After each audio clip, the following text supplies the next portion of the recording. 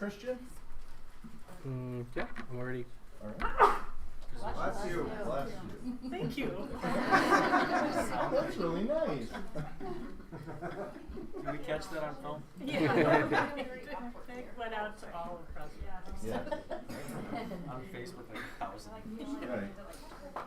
Look at this. Shift those puzzle pieces.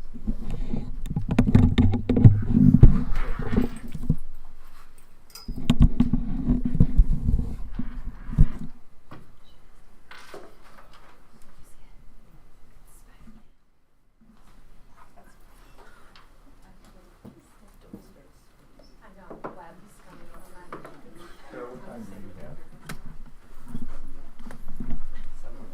Yeah, okay. You guys set? We're ready, Dr. Curtis. Christian, ready? Good. Okay. All right. Good evening.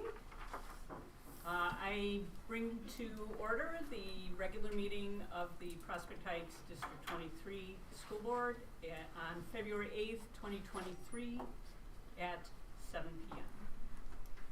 Can I have a roll call? Mr. Bednar.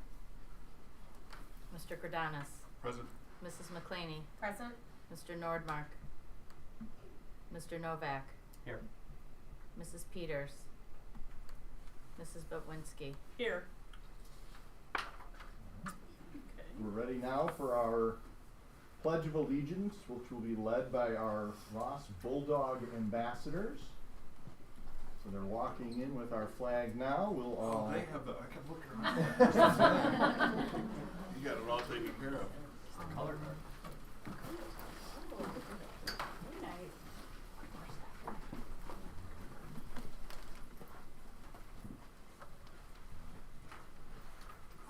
Pledge allegiance to the flag of the United States of America and to the republic for which it stands, one nation, under God, indivisible, with liberty and justice for all. All right.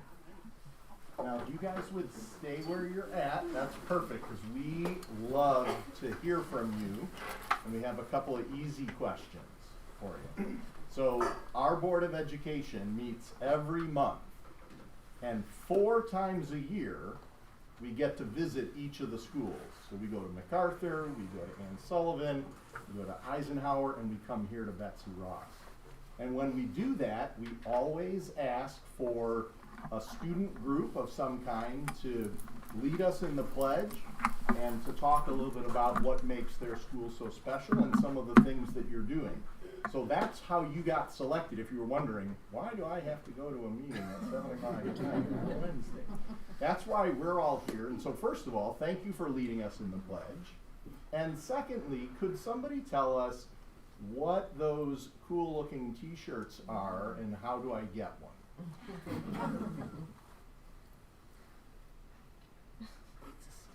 Where'd you get the shirts? Can't get one? Go ahead, Ryan. You get them from Miss Rosa. Are you friends with Miss Prozac? Good. And what club or group are you all a part of? The Bulldog Ambassador. Bulldog Ambassadors. That sounds important. What do you do as Bulldog Ambassadors? We make goals, and when we complete the goals, we earn prizes. And so you kind of help set those things for the whole school. What were some of your goals this year that you set?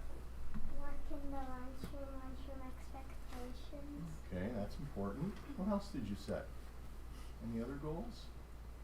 Working on being kind. Being kind. Oh, that's a good one.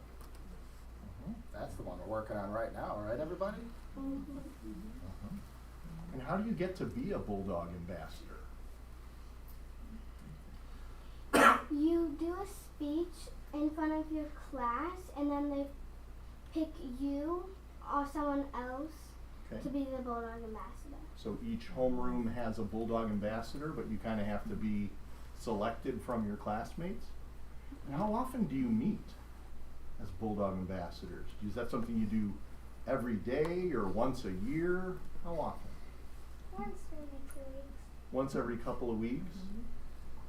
And is it no fun at all? Is it like a drain and a grind? Do you like circle it on the calendar and go, oh, I can't.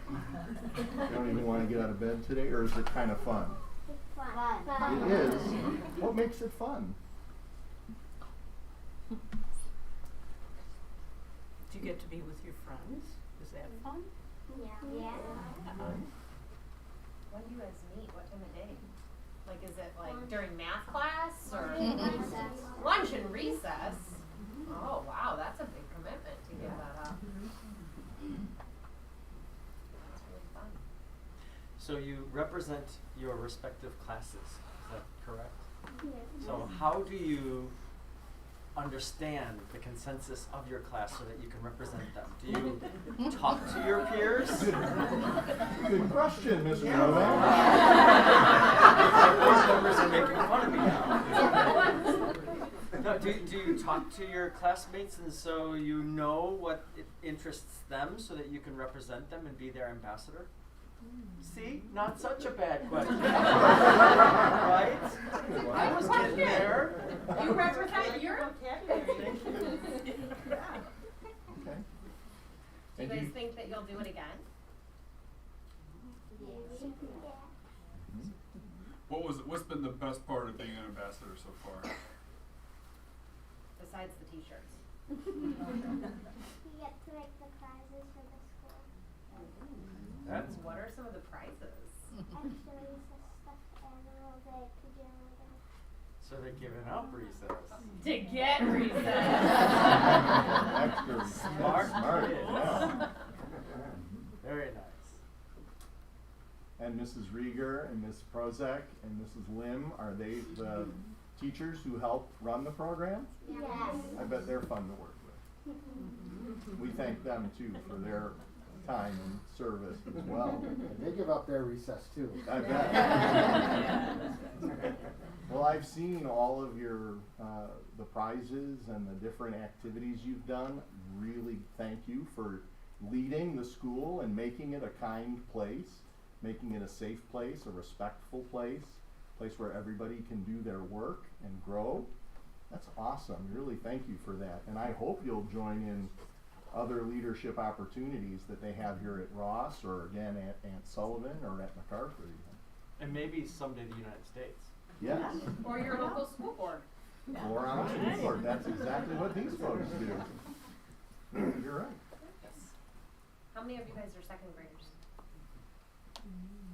How many are third graders? You guys excited to go to Sullivan next year? Yeah. Yeah, very exciting. Awesome. Well, we thank you again for being here, for leading us in our pledge. Parents, we thank you for coming out and celebrating with us as well. We share in the pride that you have for your students as well. We have a certificate for you all, students, and then we have a letter and a little something extra for at home if parents are interested, and Mrs. Rieger and Ms. Prozek will help pass those out in the hallway. You don't have to leave if you don't want to, because we're next up pretty soon, actually. Next, we're going to hear all about the cool things that are happening at Betsy Ross. But we would like Chris to get a group picture. And then parents can swing around and take a picture from the front if you would like to come stand back over here, or maybe you just want the kids. Maybe the kids can come Yeah, we'll have the kids move right up in here. Yeah, have them come right up in here, and we'll kind of, board members, if you want to kind of scooch behind them.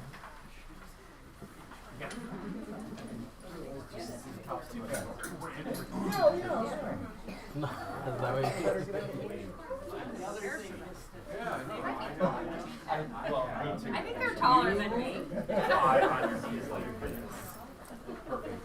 Mrs. McLean may have been in the front row. I know. She's gonna stand in the Mr. Holmes, do I need to get down in the front row? No, we can. I think you have the tallest one in front of me.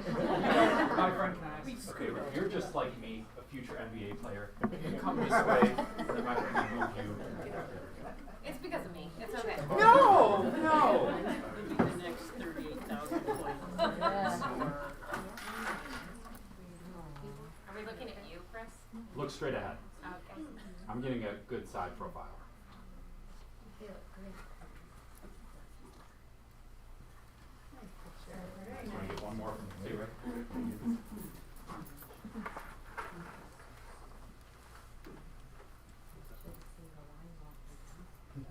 You know, when I used to have these sites, I always said, Mom, Dad, I tried ice cream. And I think ice cream places are still open, by the way. Crumble cookies is probably open. Thanks, Mr. Hall. You're welcome. Is that helpful? Crumble cookies is so good.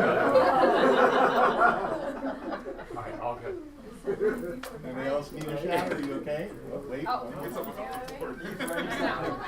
Probably, yeah. Give them the opportunity to have a Go ahead, without us. work done.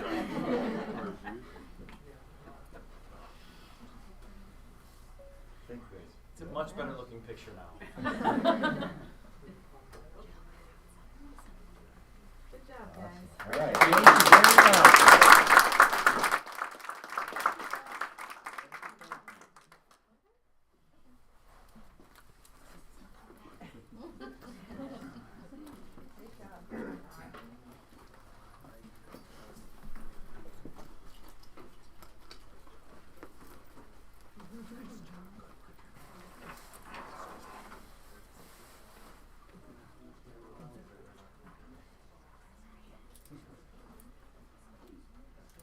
Okay, we'll move on to recognition of visitors and participation.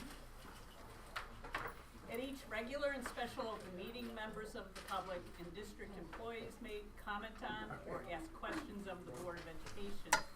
If you would like to address the board, please complete the form and give it to Mrs. O'Donnell, our recording secretary. The form is there. Would anybody like to address the board?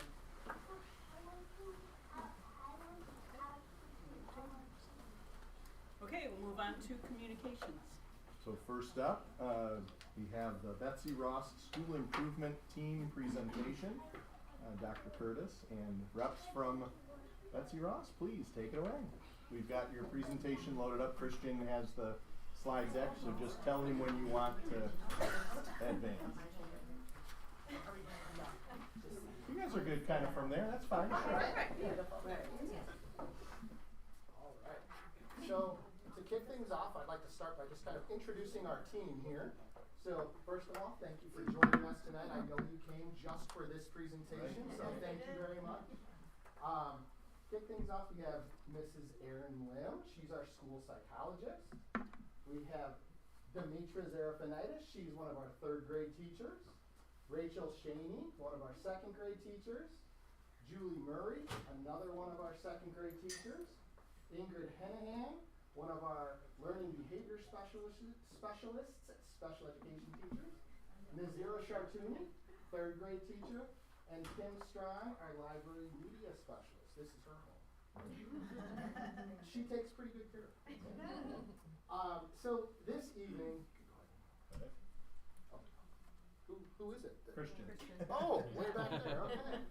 All right, so just to kick things off, our board members, most of you are familiar with our template here with our strategic goals, but basically this evening we're going to be going through our 4 strategic goal areas, which are student success, teaching, learning, and innovation, family and community partnerships, and sustainable resources. So we've divided this presentation into those 4 goal areas. And our staff members here are going to go through those areas for us.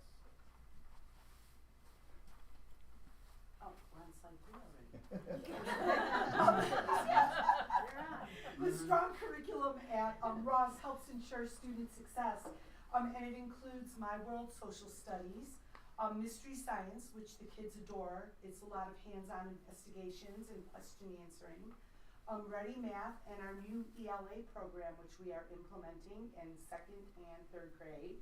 And the children also take part in some supplemental programs like our iReady Reading and Math, which kind of helps, it's individualized and pushes them to do more or to fill in gaps where they might be struggling. Right, as you can see, our students are consistently engaged in collaborative work with their classmates, and our staff members plan activities activities and promote communication, creativity, critical thinking, and collaboration as often as possible throughout the building, I would say. And these are our 4 C's of education to help our students with their real world life skills. All right, social emotional learning programs and supports to support our student success. So for our kiddos, especially post-pandemic, we know social emotional skills are super important. And so we have a couple of different ways that we support them here at Betsy Ross. So every day they get an opportunity to engage in social emotional learning where they learn things like growth mindset, how to talk about feelings, building friendship skills. So super important for that. And then, as you just saw with our ambassadors, they actually support the next part, which is our positive behavior supports. And so we have a program called Bulldog Beliefs. And basically it's teaching kids to be respectful, be responsible, and be safe. And so kids can earn Bulldog Bucks, which when they show those behaviors, and every month they can cash those in for individual prizes like teacher trading cards, which are basically baseball cards for teachers. And if you walk down our hallways, you will see them outside of our doors. And things like pajama day and movies during lunch recess, that kind of thing. And then what you heard our ambassadors talk about is that we also set school-wide goals. So we call them our Bulldog Belief Challenge. So every 6 weeks we work on one of those, and when we meet our goals, we have a celebration to celebrate our success. And they kind of talked a little bit about that. We're excited this year to be able to bring back some of those extracurricular activities that we had paused because of the pandemic. So we brought back the STEAM Club, the Bulldog Garden Club, the Campus Cleanup Crew, and intramurals. We also invited some students to join the Academic Bridge program, which meets twice a week, and whose goal is to help bridge that gap of learning loss that may have happened as a result of the pandemic. We partnered with the PTO, and we brought back the Spanish Language Adventures Club. And we have had, in some of these clubs, a record number of participation. Students are really excited to join these extracurriculars, and they're enjoying it and thriving. Students aren't the only ones learning and growing. We're very committed to collective staff and professional development. This year we've had a lot of our professional development time focused on the MTSS process, our new language arts and reading curriculum that we talked about, maintaining our strong climate and culture, and providing social emotional learning programs from within our building. And our staff development comes from lots of different sources, including teachers working together and collaborating and presenting. So really it also helps teachers focus in on their leadership skills as well to help lead different levels and different kinds of professional development depending on their domain. All right, so another one of our goals is the family and community partnerships. And we do this in many ways, but one of the ways in the example that you see is AVIC, which stands for Art Volunteers in the Classroom. And this is run by the PTO, and it's with the PTO partnership that parent volunteers come in and actually are given materials to help the kiddos learn about a specific artist, and then they get to create artwork in the style of that artist. And they love this not only because they get to see maybe their grown-up come in and do this, but they get to create this art in a shorter amount of time, apply what they've learned in their art class, and it's really a lot of fun. And it's a chance for them to have that creative, outlook that they can just do what they want, what they see fit in their interpretation of the artist. One of the best community partnerships we have is by actually getting out into the community and going on field trips, and it's exciting to actually be able to leave the building again and go out on some field trips. So the pictures you see here of our SAIL kiddos who have been to the pumpkin farm and a live music concert and have done some petting zoos. Our second graders are going to be heading out later on in the spring into the community, and our third graders are going to be having the community still come into us to do another field trip in-house. Okay, so we don't want to just have people come into us or us go out into the community, but we really want to also build a strong community between our parents and their families as well. Not just here at Betsy Ross, but across the district. And so one of the ways we do that, the example here is the Bilingual Parent Advisory Committee. So this is a group that plans events about 5 times a year for families and parents who participate in our bilingual program, which we have a bilingual 2nd grade and a bilingual 3rd grade here at Betsy Ross. And it's just a great opportunity for them to build community and connections with each other.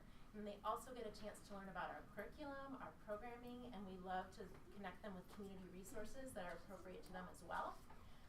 And I have to say, just a shout out to us, we have some fabulous turnout for our BPAC events. I think because the group that coordinates them works just so hard to make them relevant, interesting, and exciting, and great for the whole family. So those are pictures from that.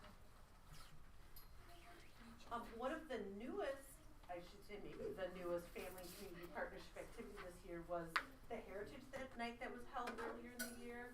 It was a huge success. There was a great turnout. Kids were darling to hear them talk about all the fun they had. I saw her at Heritage Night. They were really jazzed about it. But it was another great way just to bring families together and to form new relationships.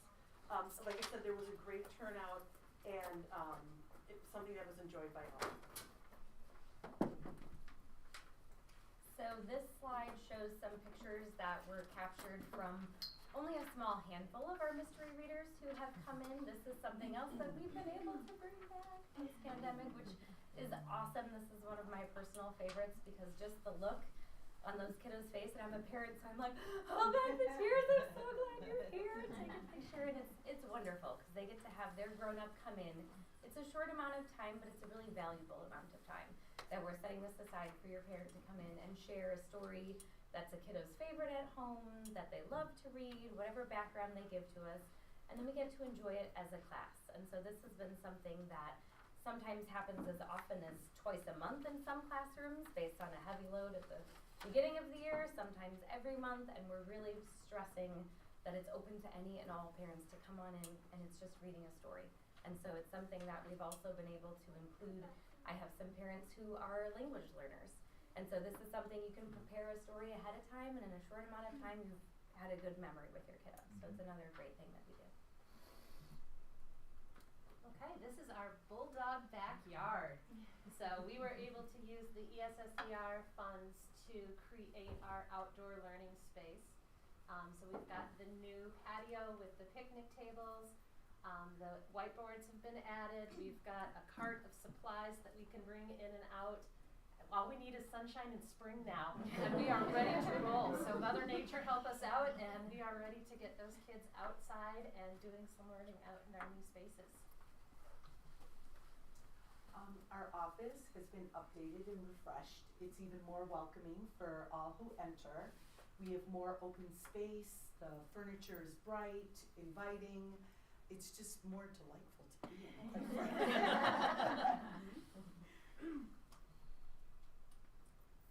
As you can see, we've had just so many outstanding things happening within our district, and especially here at Betsy Ross. And we all really enjoy being part of it. So we could definitely say Ross is proud to be B23.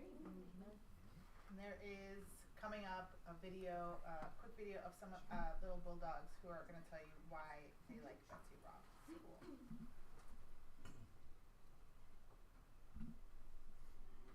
One of the things I like best about this school is that all the teachers and social workers put a lot of effort into helping us kids. Well, I love Betsy Ross School because I like my class, because we laugh, and then when I came here for the first day, I was really nervous, and then when I started to get here a lot, I used to get comfortable, and then that's why I like Betsy Ross School. I like Betsy Ross School because we get to learn stuff like math, social studies, science, reading, I only go to second grade on subtraction and music and love. When I was in grade, I know multiplication, division, and area. My favorite subject in school is math because I do very well and I'm ready in math minutes. I get like a streak like 65 lessons.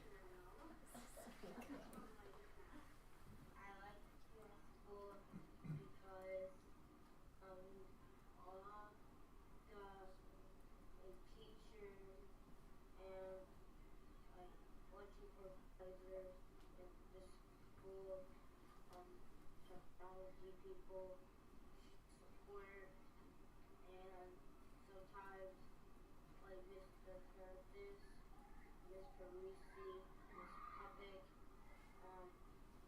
and my teacher. They show support, pleasure, love, kindness, and respect. I like Betsy Rice School because of the assemblies. One of the assemblies is the second graders versus the third graders. I like Betsy School because the teachers are really nice and they make things easy and help us. I like Betsy Ross School because I like the teachers and I like the way they teach and I like the options that they give us. Like when we're doing morning routine, we can either do this or this, and I like that because we get to choose what we do for the morning.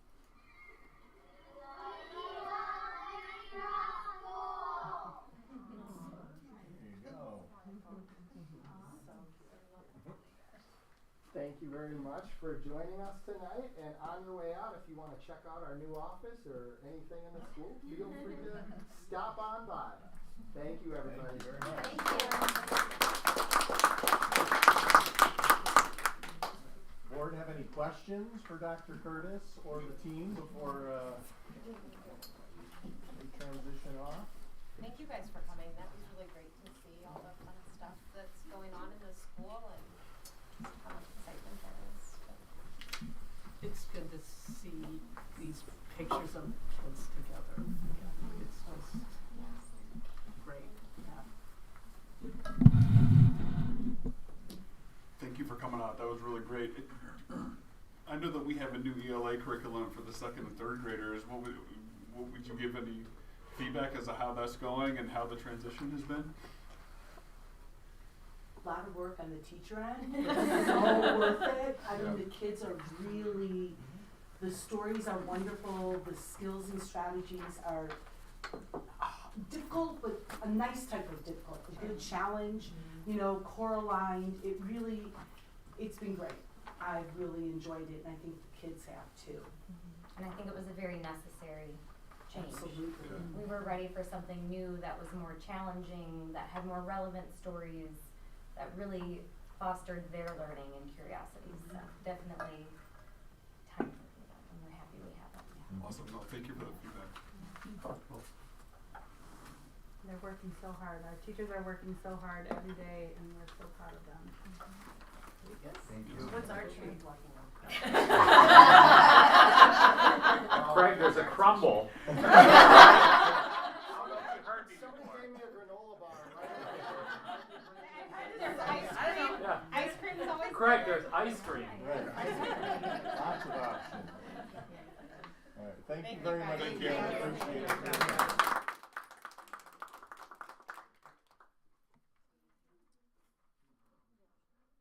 Continuing communications, there's a couple of other items just to draw your attention to.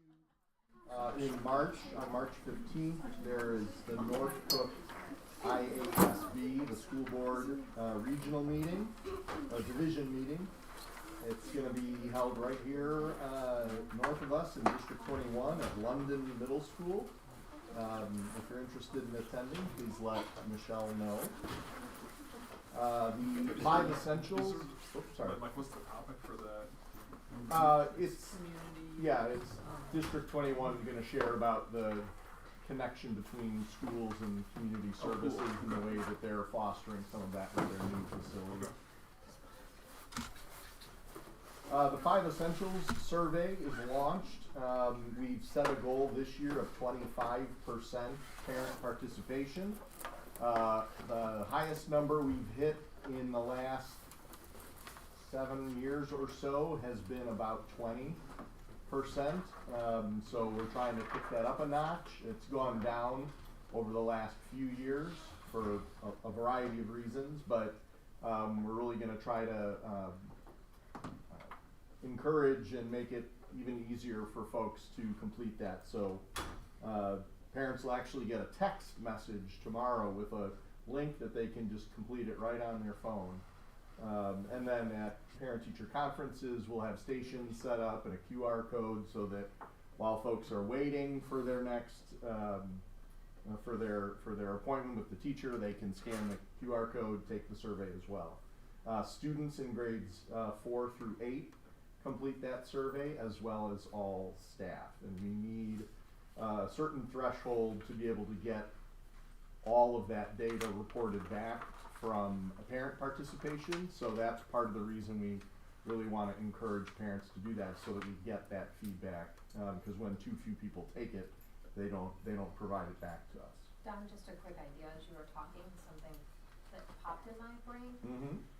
Would it be possible even for that QR code to be at like the wrestling meet that was tonight, or at the concerts, or like the play is March 10th. There's an intermission. Could we put it there? Like just different ways where we're engaging our parents because they're in the building.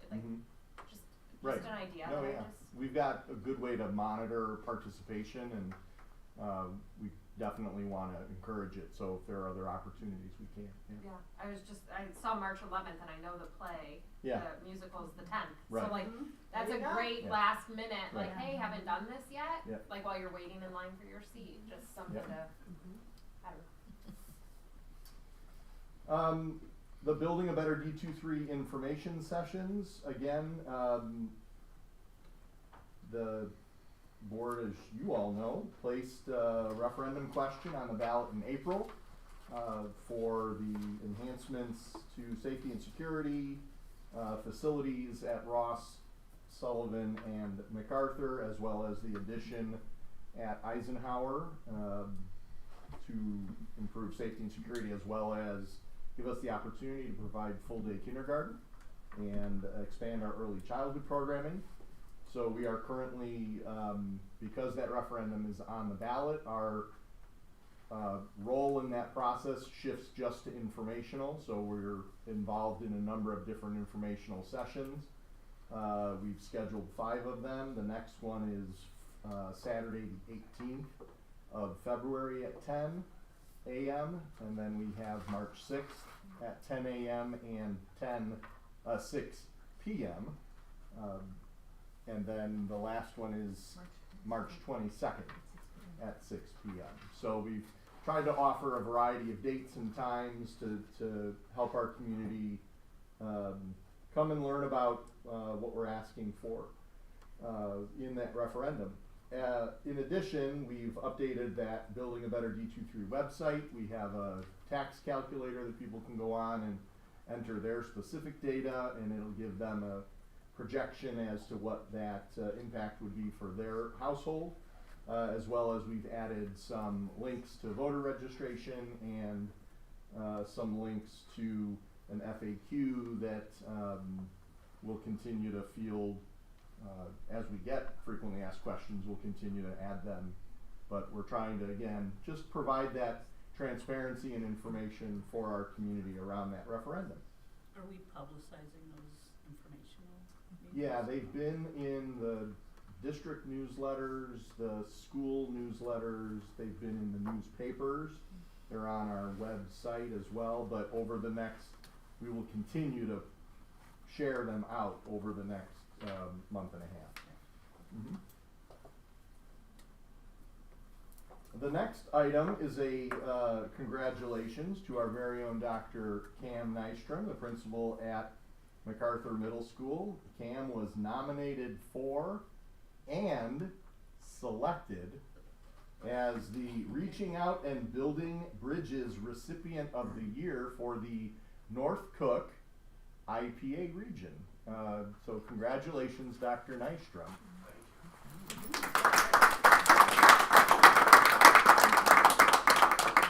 Each region gets to nominate a principal for this award.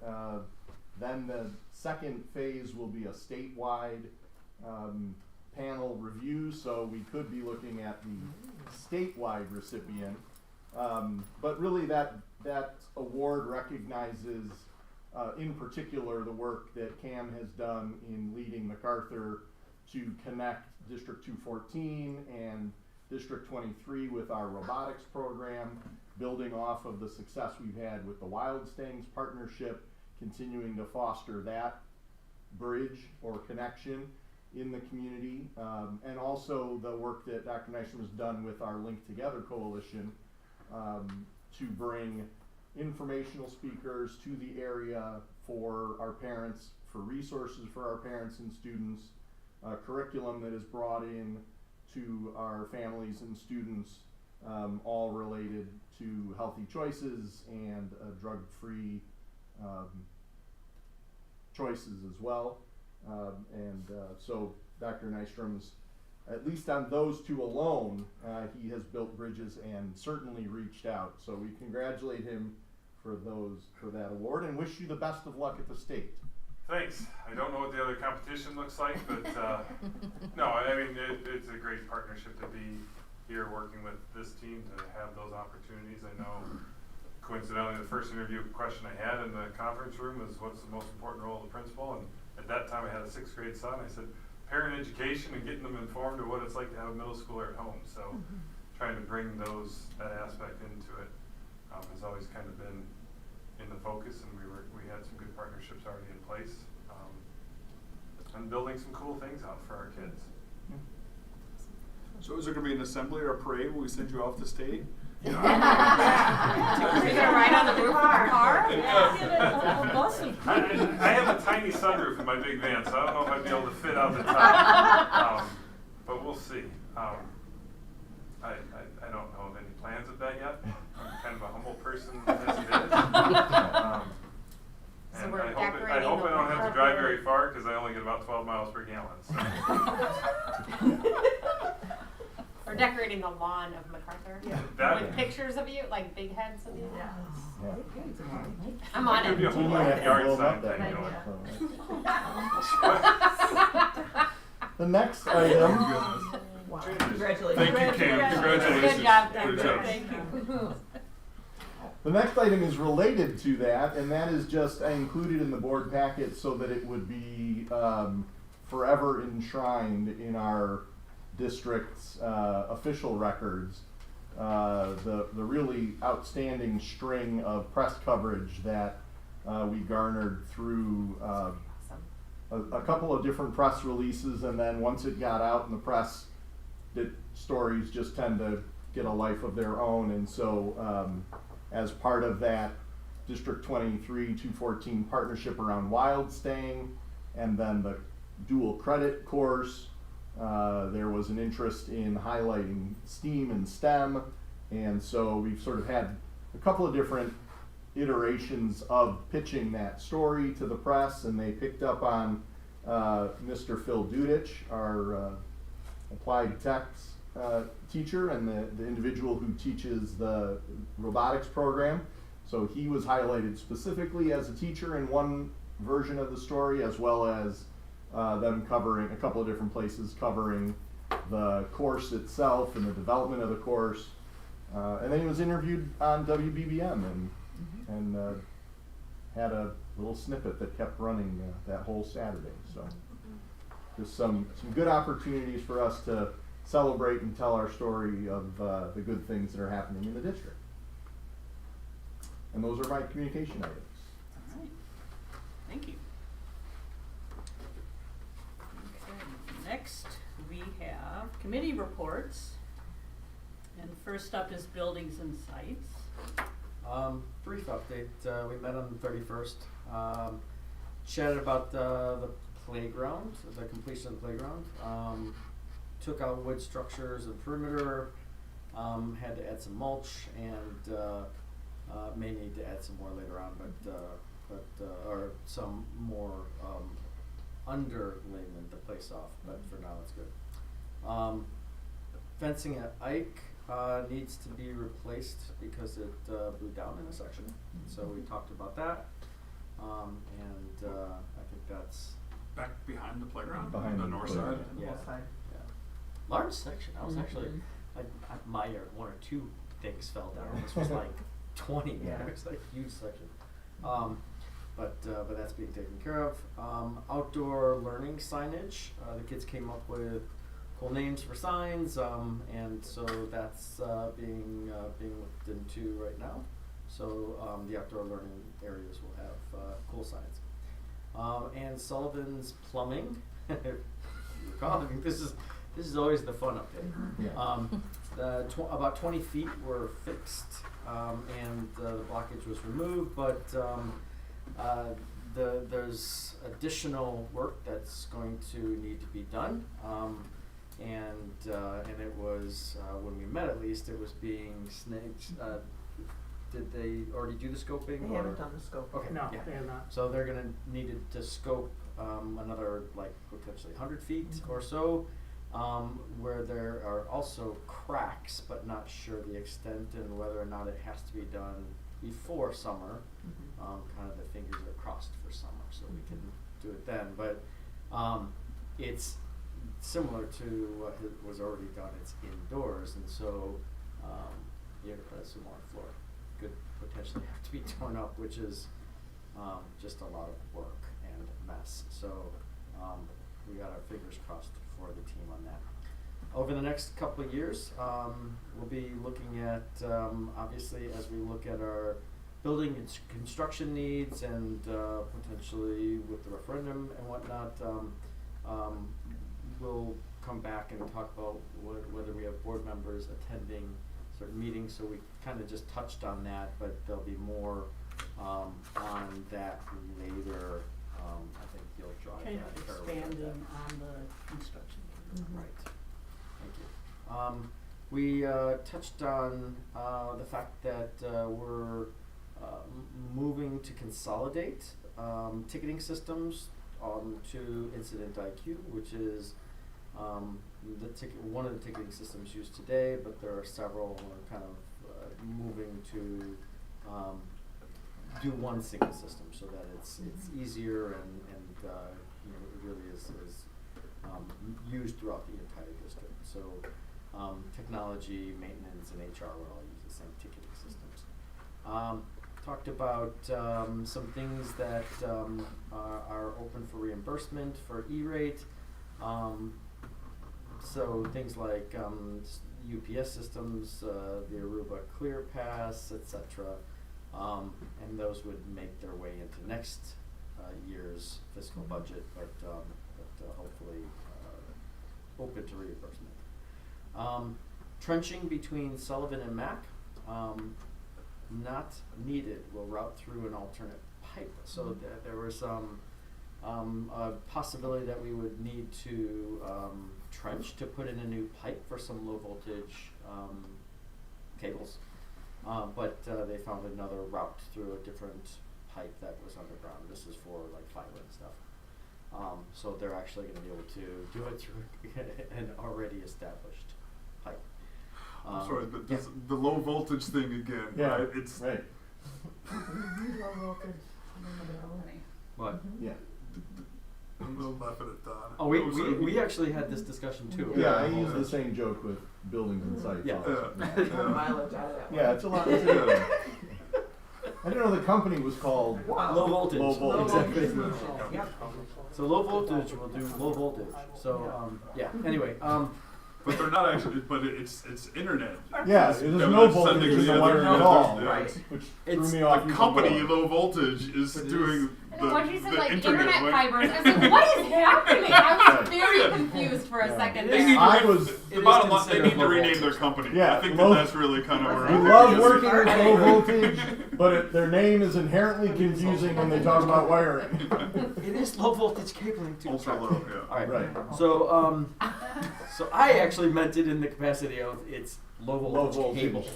So nonetheless, we also talked about the Mac mascot that's being looked at, and they're working with 214 to update some graphics and stuff, which was kind of cool. I guess the 214 agreed to contribute to helping do different graphics and stuff for the mascot because it would be in the wing that they occupy for Wellstate. But I'm sure the team will update us on that. Summer programming, ESY is back at Ike this year. We talked about that briefly. Projector project will begin. I think there's going to be this summer. Basically, we'll be doing some stuff. But I think some is also taking place spring break. Is that We've just already the, started just with some the side- election. yeah, some minor stuff. because some of it's in different walls and they can do it without tearing up. Briefly talked about the fact that, and we talked about this before, but just looking at a solicitation for a bid for different electric and gas, but that'll be issued in the spring, summer. That's up for renewal in November. And then lastly, All In Athletics wants to continue renting the gym, which is cool. They're a travel basketball team. So that's it. Back to like the very first thing you said about the Eisenhower playground. Yeah. There is so much anticipation Oh, yeah. from some little children. Yeah. I hear about I it bet. all the time, Yeah. like how excited they are and how cool it is. And It's gotta be hard to be sitting at. Yeah, exactly. I think it actually really helps that it's cold Yeah. because like the story I hear is we can't go out there because they're building it and it's too cold. Like and it's too cold. Right. So it's not like it's beautiful outside Right. and we can't go out there. Yeah, wait till next week. So Right. Yeah. But then you have like you may get a taste of it. Good luck. yeah. And then you have a fifth grader who's jealous and is like, Right. so wait a second, what do you mean there's a new playground? Yeah. And so it's just it's the talk of the town. Yeah. That's Yeah, we're excited. it's pretty cool. When is it officially like ready to go? It's ready. Yeah, it's Okay. ready to go So as it soon is as done. the As weather soon as the cooperates. weather As soon as weather cooperates. cooperates. Yeah. Okay. Yep. So no longer Gonna be it's anticipation. literally just weather.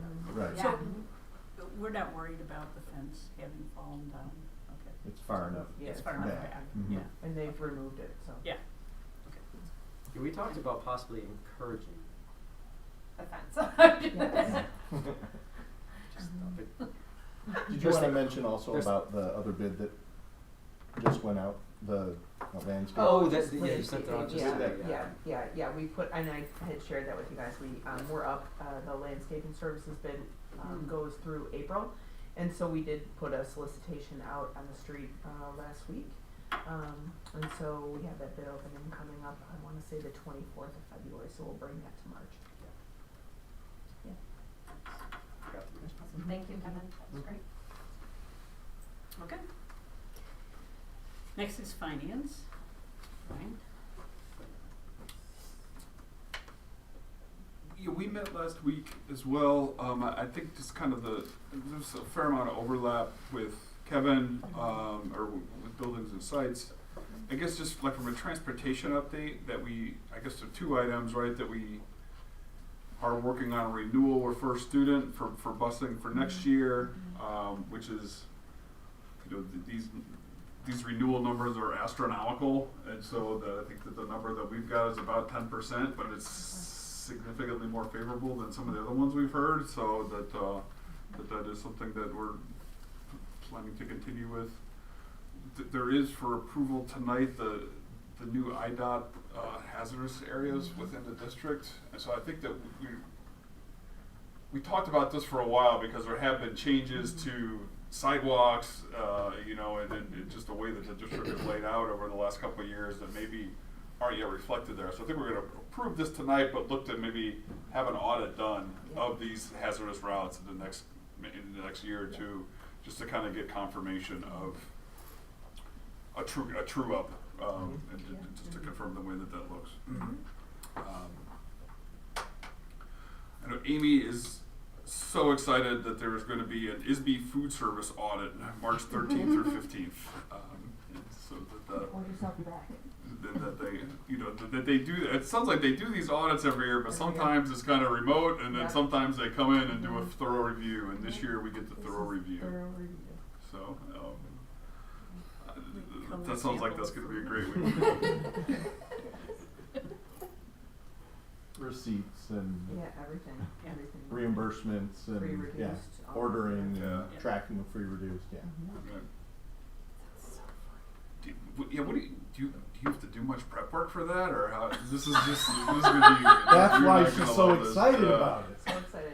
Yeah, we've had to pull all of our free reduced listings, make sure they all tie back to what's actually entered in mealtime. I have to do a lunch and a breakfast audit at every building in advance of them coming, so I'll do that. And then Organic Life has to pull a number of purchase receipts and reconciliations on a monthly basis. They'll look at a couple different months where we have to tie the actual serving numbers back to what the invoices are. So yeah, we have all of that. So yeah, it's a little bit more detailed. Okay.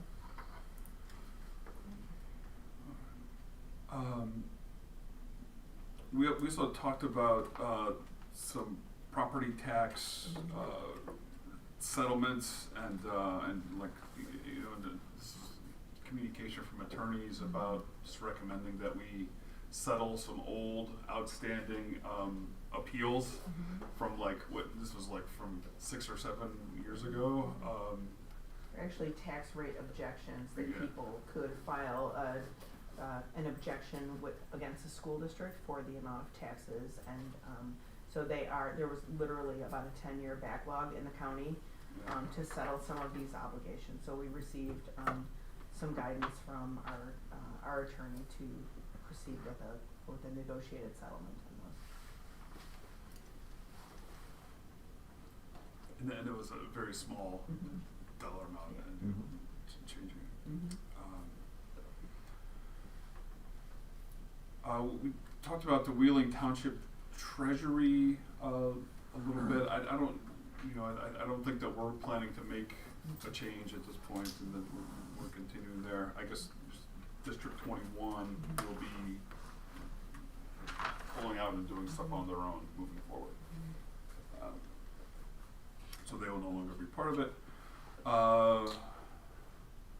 Walk through the preliminary insurance rates from the cooperative, and we'll, you know, they look between 8 to 10% for next year, and Amy will continue to monitor that as we kind of get to the final numbers, and then we also, as Kevin mentioned, we talked about kind of some of these potential E-rate projects coming up next year, and then and then Amy, while she's doing the ISB food service audit, will also be transitioning to this to the modified accrual accounting. So this is going to be a busy spring. I got more for you. Don't worry. Just wave your wand. Yeah. Right. And I think that was about it. I'm not sure if there's anything else that we. Thank you. Sure. Any questions? Great, thank you.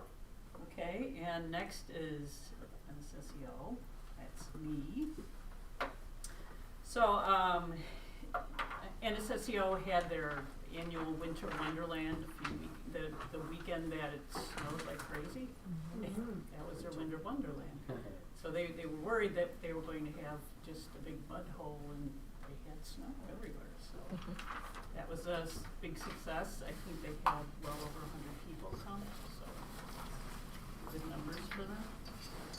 At the meeting, shining stars were 2 students from Timber Ridge, a 5th grader and an 8th grader. The focus was on their goals for independence and self-awareness. And the goal is for those students to, at some point, to work towards going back to their home schools. So they showed how each of the students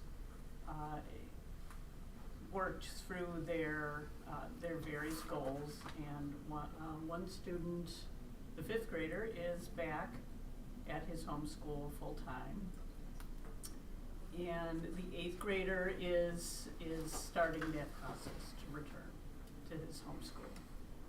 So along with that, Mike Rogowski and Nancy Milne, who are the principal and assistant principal at Timber Ridge, did their presentation on the continuous improvement plan goal 2, which is on social emotional learning, and it was related to the students, these particular students, and how they were progressing. Let's see. The HR update, the board approved on the second readings a number of policies. Brad gave an update on how staffing is going at NSSEO, and as of the end of January. They are about 95% staffed, which they're very pleased with. Did you have a question? I No. thought you said so. On the business side, they did have a discussion on insurance, health insurance costs. As part of the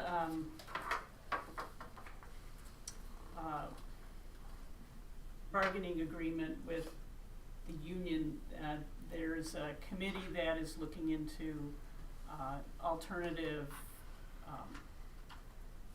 coverages that are more in line with the usage of the employees, that would be more economical for them and for NSSEO. So there was a discussion on that. Let's see. And then there really wasn't a discussion, it was a presentation on the unreserved fund balance, which we haven't really talked about here. I don't know if we would want to do that now or. Mhm. Okay. So every year we contribute whatever the figure is, we contribute, and if I'm explaining this wrong, just jump in. We contribute whatever we contribute to the NSSEO as member districts.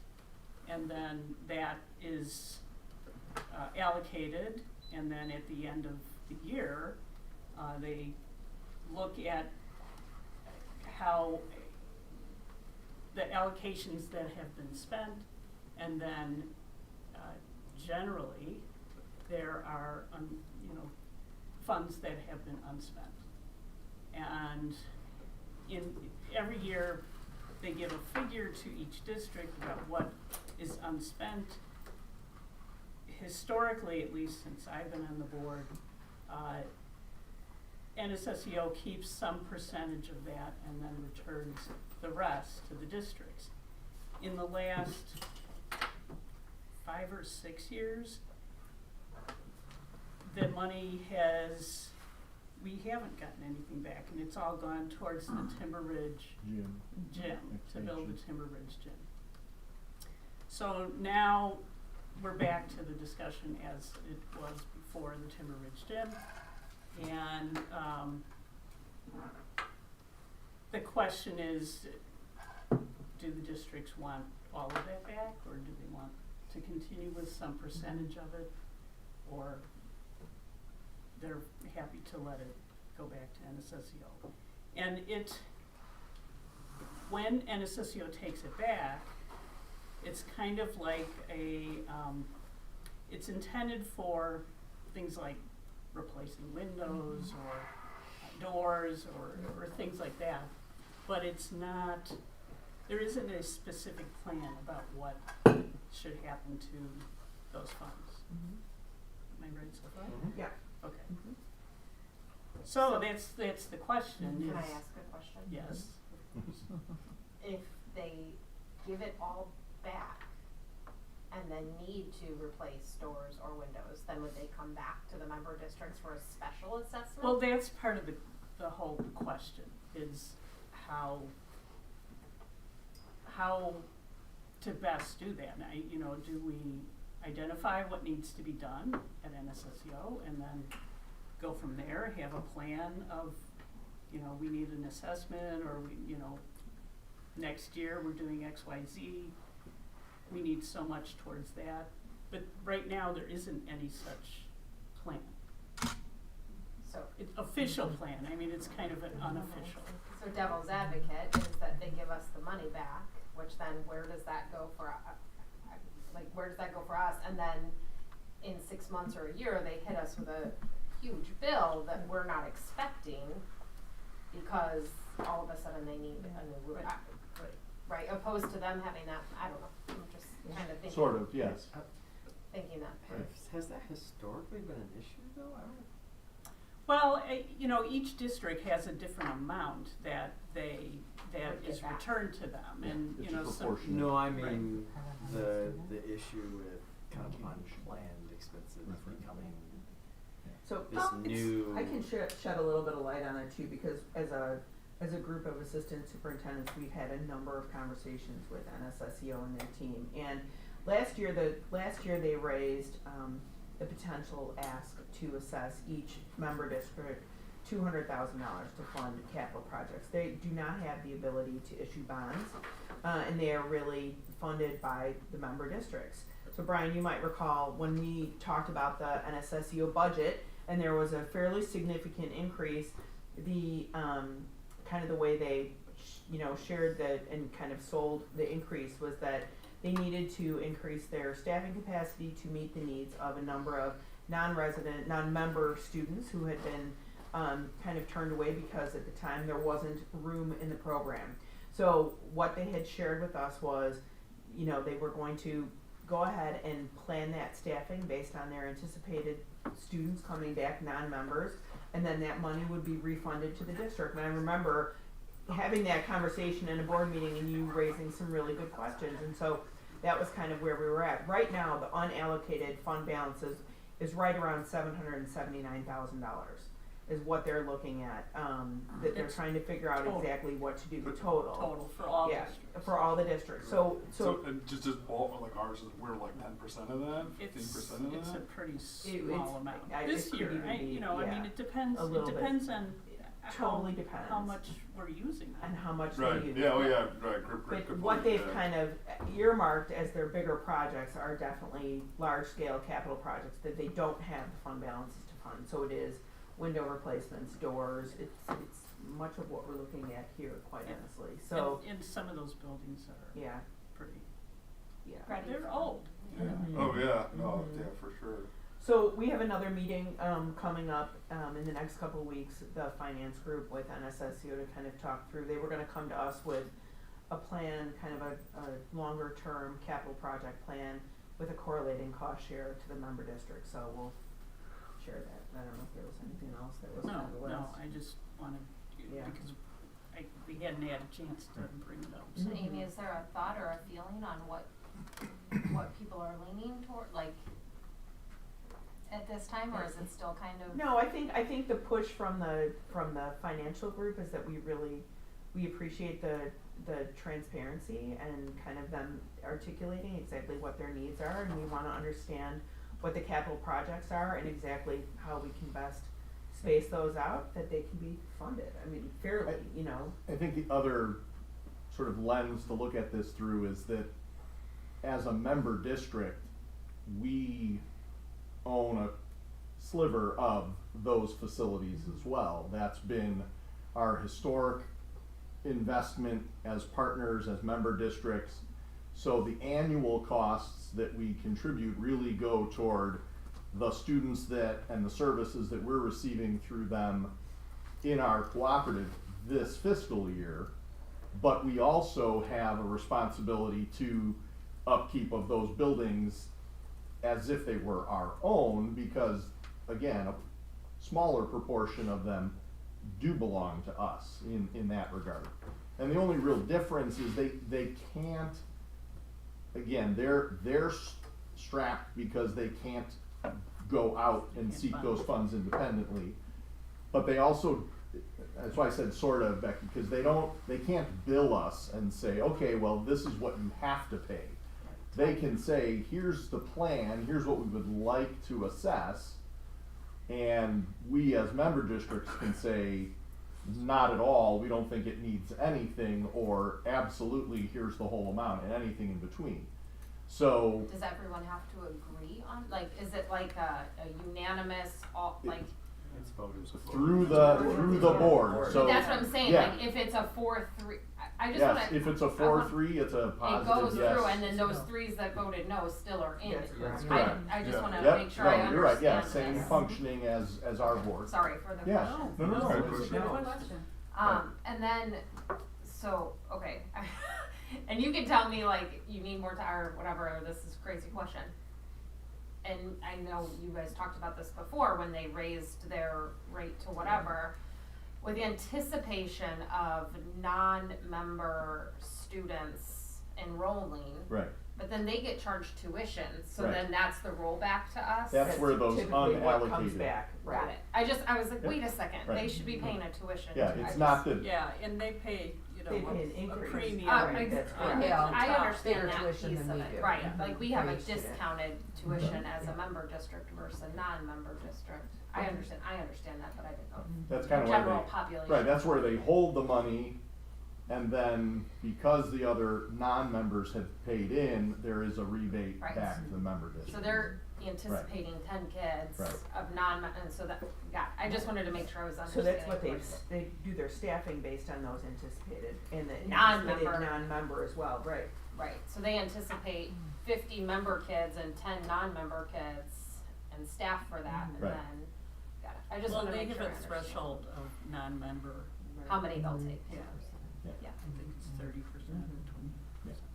Right, because they want to hold spots, obviously, for their members. Right.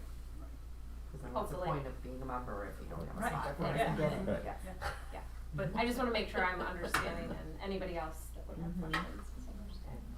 I think that staffing is pretty dynamic too throughout the Yeah. year. Yes, And so absolutely. there's a lot, you know, I think that was part of what was Mhm. a big change in our costs last year, just because we had to place a few extra kids there. Absolutely. It's a lot of money, you know, and so And if that's we the part place of a it. kid there that all of a sudden needs a one-to-one, it's Yeah. a lot of money that they weren't Yeah. anticipating. I just wanted to make sure I understood that allocation. Yes. Just like in terms of like their ongoing like maintenance and building, like so I understand that they're kind of dependent on us, but they maintain certain amounts of funds in certain Yeah. like do they, what kind of just overall reserves do they have for just regular maintenance? Like is there anything? They have, it's just limited, Brian, they have Yeah. enough to, and the way they do it is, you know, they utilize Minor School, which is a District 25 property, however, Right. built into that agreement is a split on the capital projects, so they have that, they also utilize facilities at Wheeling 21. We host the deaf and hard of hearing program here, so they do have some of those that are kind of off-site, just being held in member districts. And their point is they just don't have the reserves for the large ticket Right. Right. capital projects. They have enough to keep on going with incremental improvements, but not a window job or, you know. and I think So. it's a similar pattern that we had as we were ramping up the discussion around the gym at Timber Ridge. Necessary project, important, needed to happen for programmatic needs as well as access. But it was more about show us the long-term plan. And I think that's what the assistant soups have asked of the team from NSSEO. I think that's their next response back is a more comprehensive look at that, because that's the process that we all use, you know, and our funding is limited as well. So we need to have a better understanding of what that long-term plan is and what those allocations are so that we can pace them out or prioritize them or support them. You know, it's not a question of not supporting them, but it's more of how does it fit together with what the area districts are doing. And again, from our proportional share, it's not a huge dollar amount, and it's certainly not by any stretch the largest at the table. I mean, the high school districts are in that as well as some of our larger neighbor districts. 59 and 20. Yeah, so their proportionate shares are much bigger, but I think collectively it's just about, you know, because everybody is in the same boat of we all have a laundry list of projects that need to get done. It's just a question of how do we then prioritize that and include that long-range plan into our fiscal budgeting. Some of their more pressing items that they wanted to tackle, they've got visual strobe fire alarms at Kirk, fire rated doors at Timber Ridge, and then they've got almost at every building HVAC and HVAC upgrades and window replacements. So I mean that is really roofing replacements, but it's very similar to the big projects that we have going on here too, so. In every other school. Yeah. Right. But sound necessary, right? Like visual Right. strobes Right. for, Sure. Right. Right. Yeah. sounds so necessary for that Right. population, Mhm. and Yeah. so how do, Yeah. you know, Right. yeah. Yeah. So just, I appreciate you bringing that up, because it's something that you and I have talked about, and Chris certainly too, and as those meetings continue, as we have our next meeting with the Finance Advisory Group in advance of the budget preparation, I think it'll be helpful to continue the conversations here too then. Yeah, good. I appreciate this. This was Mhm. really helpful. It's just, just thinking about like that this is that they have a capital improvement plan just like all the other districts do, but they have no funding for it really, right? And is the way, I guess is there kind of a decision to make about the way that they fund that, right? Is they start adding more onto tuition so that people are paying a little bit more every year and helping them build up a fund balance versus getting a bill for, all right, we gotta do the windows this year, you have to pay an extra $300,000. I think the thought Yeah. is to do an annual contribution to the capital fund. I Right. think that's kind of Yeah. where we feel like we're landing on this one, Okay. so that they can be thoughtful in what they can allocate dollars to year over year and how that aligns with their capital project. And I don't know, Brian, if this is true or not, and maybe it's not, but at some point your tuition can't outpace what other schools' tuitions are, cause then why would they, and are they even allowed to set their own tuition rate, like, and so like I think it goes into a conversation about that too, like Yeah. you don't wanna become outpriced. Right. Right. That a private school is gonna be more appealing, Then that something. becomes there's A reimbursement our issue. point of participating Right. members. Yeah. So it's a balancing act of identifying the long-range projects and then, which they've done a good job of, financial planning, which they've done a good job of. Where we're struggling is bringing all of the districts together on those two items. They've sort of operated as two parallel tracks. And I think that's been our ask, is just let's connect the two so that we see the long-range financial plan and the long-range construction capital projects plan sort of melded together. At the early stages of that gym, they were doing like public fundraising and events for getting some of that money, right?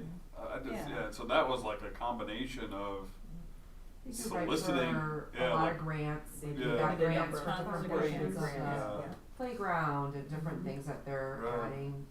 And, I mean, they have a person that's all she does is grants. Yeah. So I think that's helped a lot. I mean, Yeah. she's found a lot of grants for NSSCO, but, you know, even that, Yeah, it's limited. Yeah. This is great, Carol, thank you. Just an ancillary question on that, is minor impacted by the 25 projects? So I don't do know they that still? it's included, is it? It is included, Oh, okay. but yeah, we had talked about that, 'cause Okay. we wanted to understand exactly how much of the proposed capital work at Minor would be addressed within the referendum. So that's a conversation that NSSEO is in the process of kind of working out with Minor. And 25. And Right. 25, I'm sorry, yeah.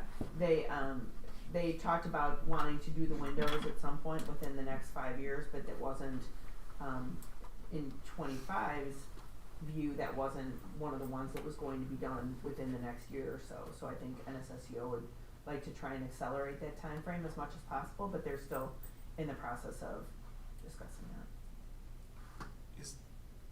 I thought that there was some discussion about like what is the long-term use of minor, right? Because NSSEO has part of it. There's a daycare, Touch. right? Uh-huh. The Mother's Touch daycare is part of that.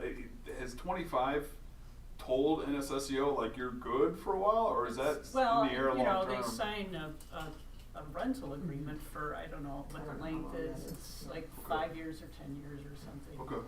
So, I think we're likely to see, you know, the other overarching theme is, as we know, the search for the new superintendent. Right. And along with that, sort of another strategic plan and sort of a long-range vision that will be developed that will address some of that. So we're sort of in that transitional period of, yes, we know from the past that these were some things that were discussed, that that's one of the things that will have to be more firmed up moving forward, but we're still just in this, the way timing works out, we're still kind of in between. It's not being addressed by current administration, but, Right. or decided by current administration, but will likely be tasked to the next. Yeah, and that, I mean, that'll be a transition, it's not gonna be day one. Right, It'll be, right. you know, in the months to come, so. That admin building is pretty dated too. Yeah. Yeah, very, Yeah. and crowded. Yeah, so. yeah, for sure. So, moving on. No, thank you. Okay. Yeah, that's. That was great. That's an interesting So, and then the other thing is just an update on the superintendent search. The board, the HYA, the search firm narrowed down whatever applications they got. The board interviewed 5 candidates this past weekend and narrowed it down to 3, and they're in the process of setting those second interviews up. So that's where we're I think it'll be, at the March meeting, there'll be a recommendation. that's the hope, Yeah. you know, we're trying to get all those people, Right. with all the board meetings everybody has yeah. and stuff, so we're working on getting dates for everybody, Yeah. so. The only other thing is, NSSEO is, again this year, having a legislative roundtable, which they've missed the last 2-3 years. And it should be good, it's at Timber Ridge, which would be Mhm. nice, cause they jammed everybody in that conference room.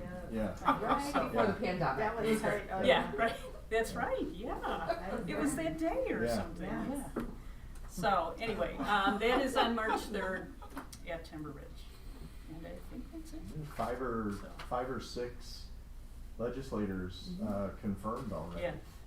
So it's a good slate. All of our local Illinois folks will be there, so, for our region. So Yeah. I'm So attending. that's it. March 6th? March 3rd. Third. March 3rd. Yeah, it's a Friday, in the morning. Yep. You could do that. Well, you've got plenty of notice there. All right, so that's NSSEO. Any questions? Any more questions? Okay, so, right. So now we get to the consent agenda. So our consent agenda tonight includes the approval of minutes from our regular meeting and executive sessions on the 7th and the 11th, as well as the personnel report. That was the most disheartening personnel report I've seen in quite some Yes. time. Horrible. Yeah. Yeah. Horrible. It was. Some or people is. asked me if yet. they could vote no. There was a question Yeah. about a no vote. So we did split that into 2 motions because we knew that Kevin was not at the last meeting, so we were assuming that you would want to do that. Yes, thank you. Because he wants to vote no. I'm just kidding. No, I'll vote no to that. Yeah. Be careful. Right, you actually cannot. Yeah. I'm kidding. Yeah. I think she stamped it that way. I mean, emotionally, yes, but no. All right, so can I have a motion to approve items A and D? It's A, B, and E. A, B, A, B, E is what I have yeah. on my sheet. Michelle, is that right? Yeah, ABE. Yes, so it's the minutes, both minutes from the 7th And then. and the personnel report. I just wanna split that too. You probably Do we printed need to it split? before we we had a correction on the minutes. Got it, then it's, yeah, I probably did. I think we need to split that differently. Do we need to split out the, Well, the 11th is the one we're trying to isolate, Right. right? Oh, yeah, so C and that's D would you be cannot C and vote. D. C and Right. D. I know. Oh, no, I'm just making sure, so I've got this. No, I right. think So you were right about So A, B, and E. And E. A, B, and E, Yeah. yep. Mhm. Okay, so motion. Motion A, to approve A, B, and E as presented. Second. Moved by Kevin, seconded by Brian. Roll call, please. Okay. Mr. Grodanis, Yes. Mrs. McClaney, Yes. Mr. Novak, Yes. Mrs. Botwinski. Yes. Motion passed 4-0.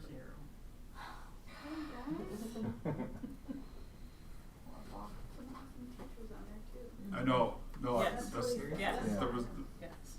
every line was worse and worse as I read through it. No, it was a heavy one. Yeah. Like it's really heavy. Yeah. Weird. Well, we'll have a celebration. Yes, we will. All right, so,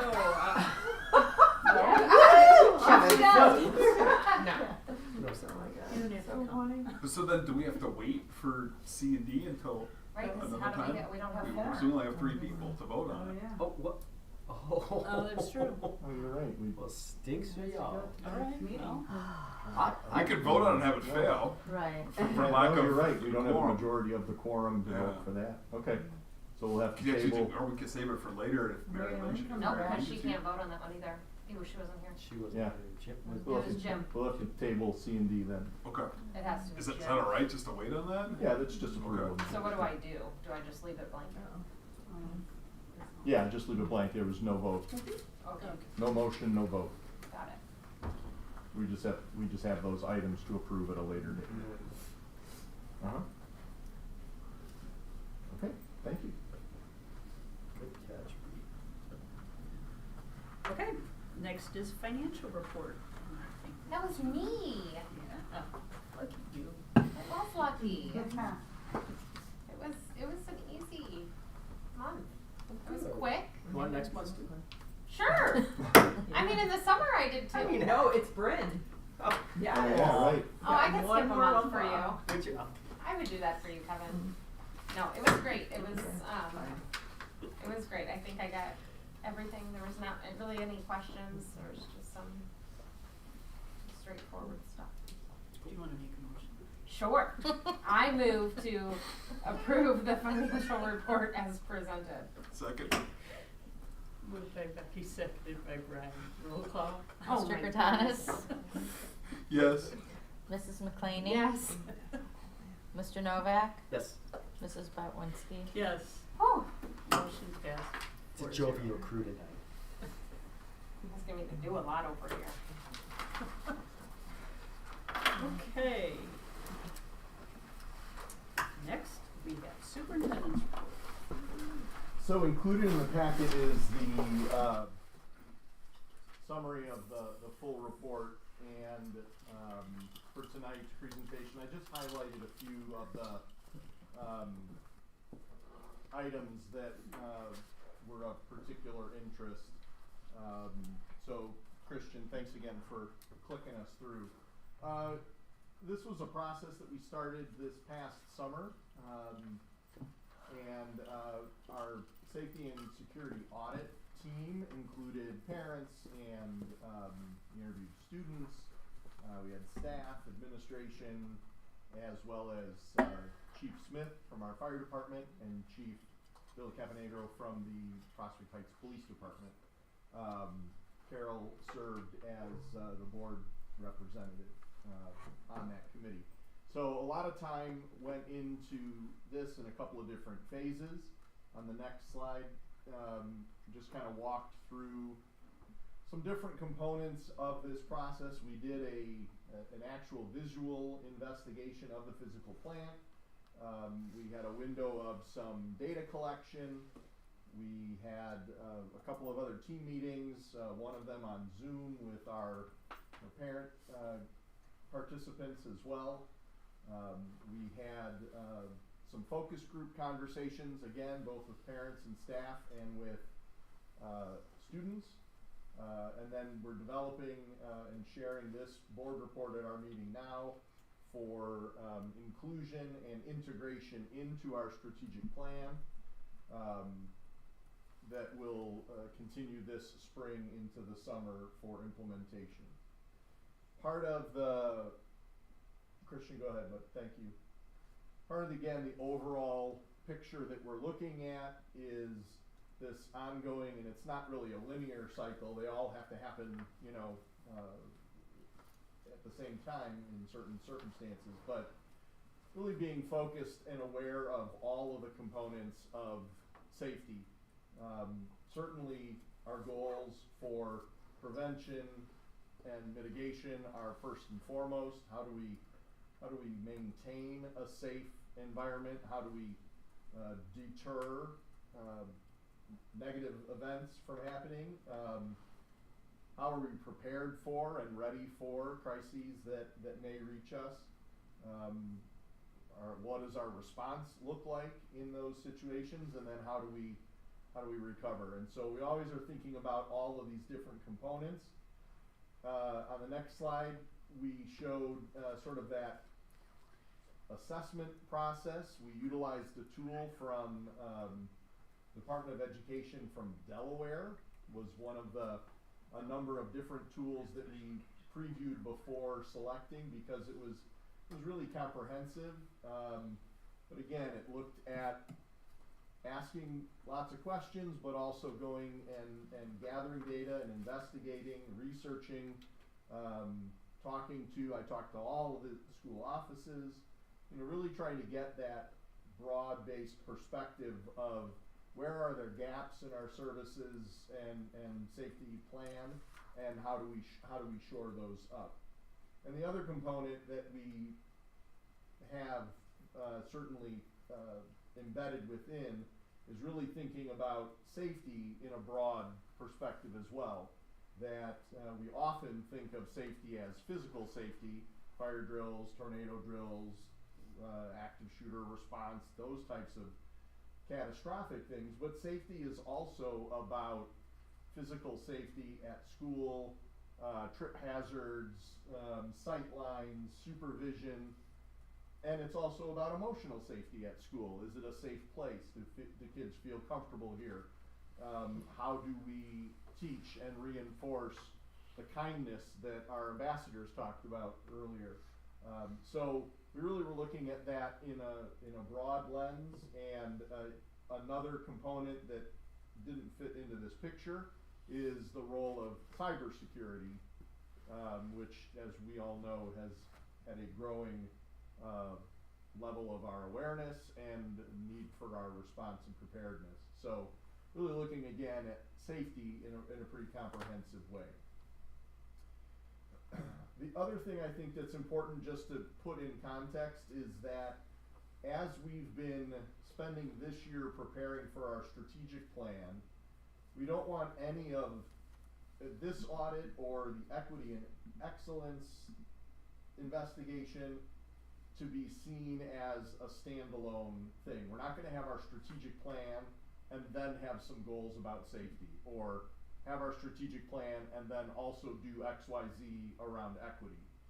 That as we're developing a strategic plan, these other audits inform that plan so that they're embedded and within the long-term strategic plan. So just kind of mapping that out, we're wrapping up the formal process of the safety and security audit. We will be wrapping up the equity and excellence audit, and the partners that we've got from the Catalyst for Educational Change will be here next month to share their report on equity and excellence. Those two items, as well as the work that our partners from Silver Lining Education, Playbook, are doing around the strategic plan. They're gathering that information now. We've got a survey that will happen in April. That'll all come together and coalesce when we bring the administrative team and the Board of Education together late April to review sort of those specific goals, and then that will lead to hopefully a May-June adoption of the next strategic plan.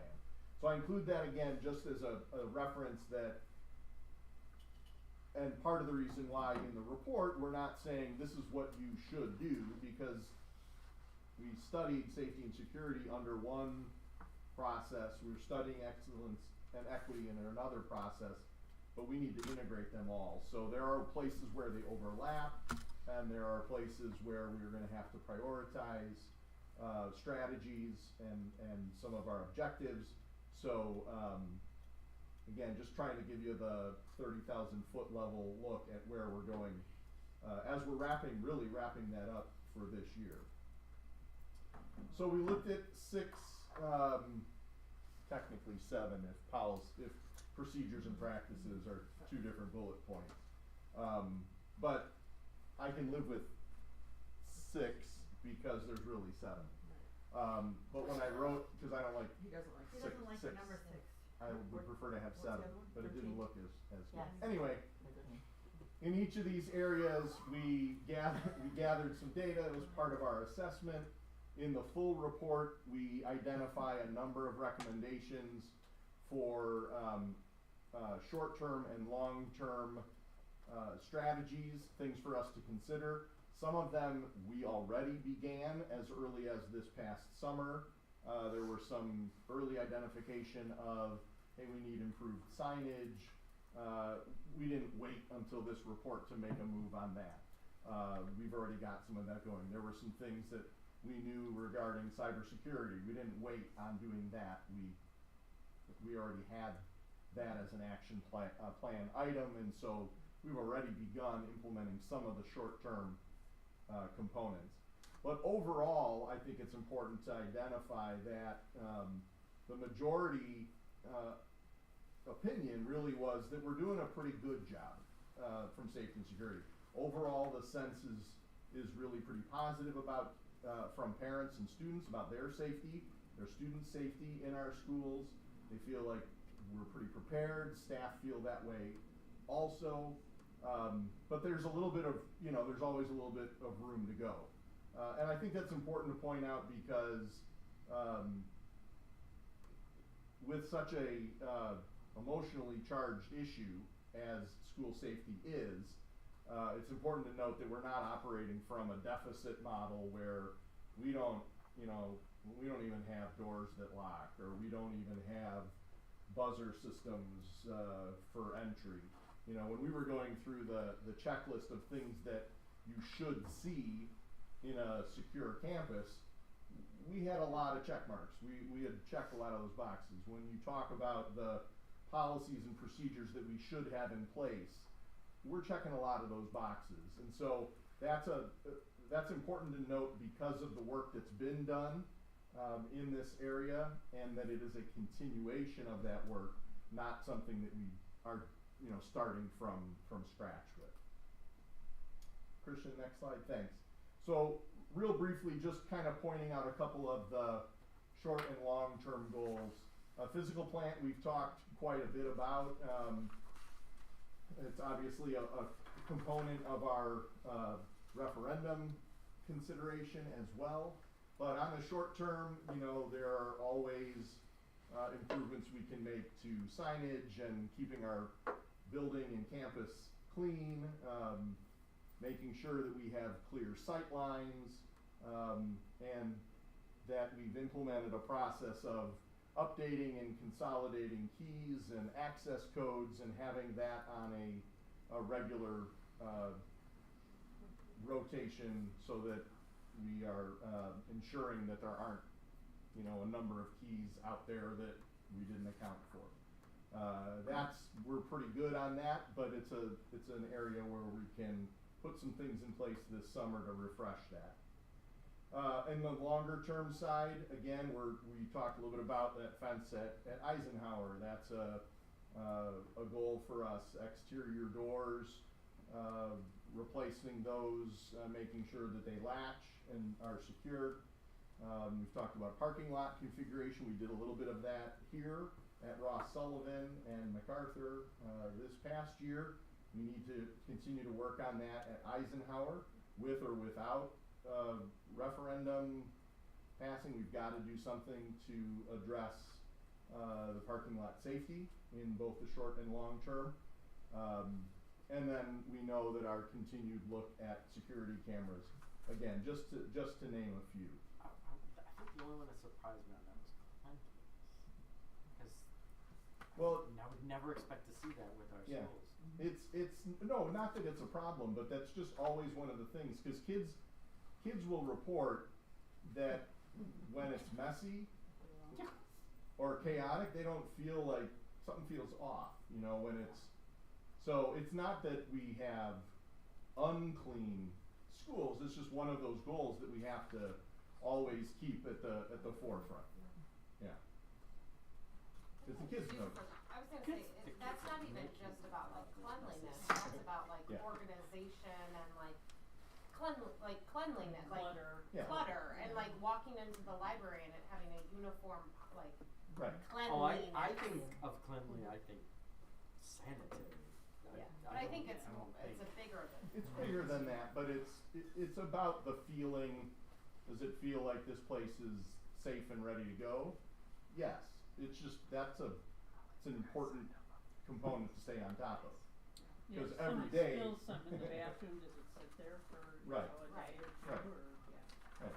It doesn't, and Right. but when Yeah. you've got 1,500 bodies in and out of all the buildings every day, that's something you have to stay on top of. That's why it's on the list. You know, we've talked about this before, but just, you know, kudos to you and just for the rest of the board that isn't in, I can Sullivan, Ross and Sullivan every day. That, the new in and out configuration at Ross and Sullivan has been such a huge improvement. Like, Yeah, it's just incredible, how easy it is to get in and out of there with kids every morning and after school. So, Yeah. thank you. Yeah. When we look at our policies, some of those have come via legislation. Some of them are more loosely termed policy. They're not board policy per se, but they're language that we have embedded into our handbooks and practices. So in the short term, you may have started hearing about Safe at School. There are a lot of advertisements running for that now statewide. It's a new confidential reporting and support tool that's available to any kid and family in the state of Illinois. They're looking for schools to partner and help make that tool readily available for kids who need to confidentially report concern about themselves or a classmate, or report something that they feel is unsafe. So it's really about, you know, we already have a confidential reporting tool that's available, but one of the things we find is that folks don't necessarily know about it. Certainly the kids didn't really have a sense about, oh, I didn't know that I could report this the way I'm feeling anonymously via this tool on the website. Is it something that is understandable and accessible no matter what grade level? Yeah, Yeah. it's and there's lots of professional development and like advertisements that goes out to kids, like who to call, why to call, and there's lots of like places where you advertise it. Jim actually attended a session at Triple I about this, and he brought it up, and he's just like, "Are we looking into this?" And so that's we really had cool. actually heard about it too, Right. but yeah, this is. I didn't know we already have this. Yeah, so we have a homegrown reporting tool that was required a number of years ago now. It's on our website. That's on our website. But now that we have this tool that's available, we want to include it. And again, it's a short term because Third party, or is the yeah, it's a vendor purchased through the state, so it's free of charge to cool. everybody. I mean, it's fully funded through the state, but we have the capacity to organize it and point folks to it should that be a service or a support that's needed. Here's where go back one more, thanks. This is where we also see a lot of our cybersecurity practices. I think I don't know if you're getting the same, but two-factor authentication used to be, you know, something that I didn't think I really had to do. Like, why is this hassle? Why do I have to have them call my phone and enter a code? Unfortunately, or perhaps fortunately, we're growing in our understanding of why that's an important strategy, both to keep our data and personal data, but also student data and employee data safe from breaches. And so we've got to update some of our language and policy around that. And Chris and his team are working on updating some of our password protocols, etc.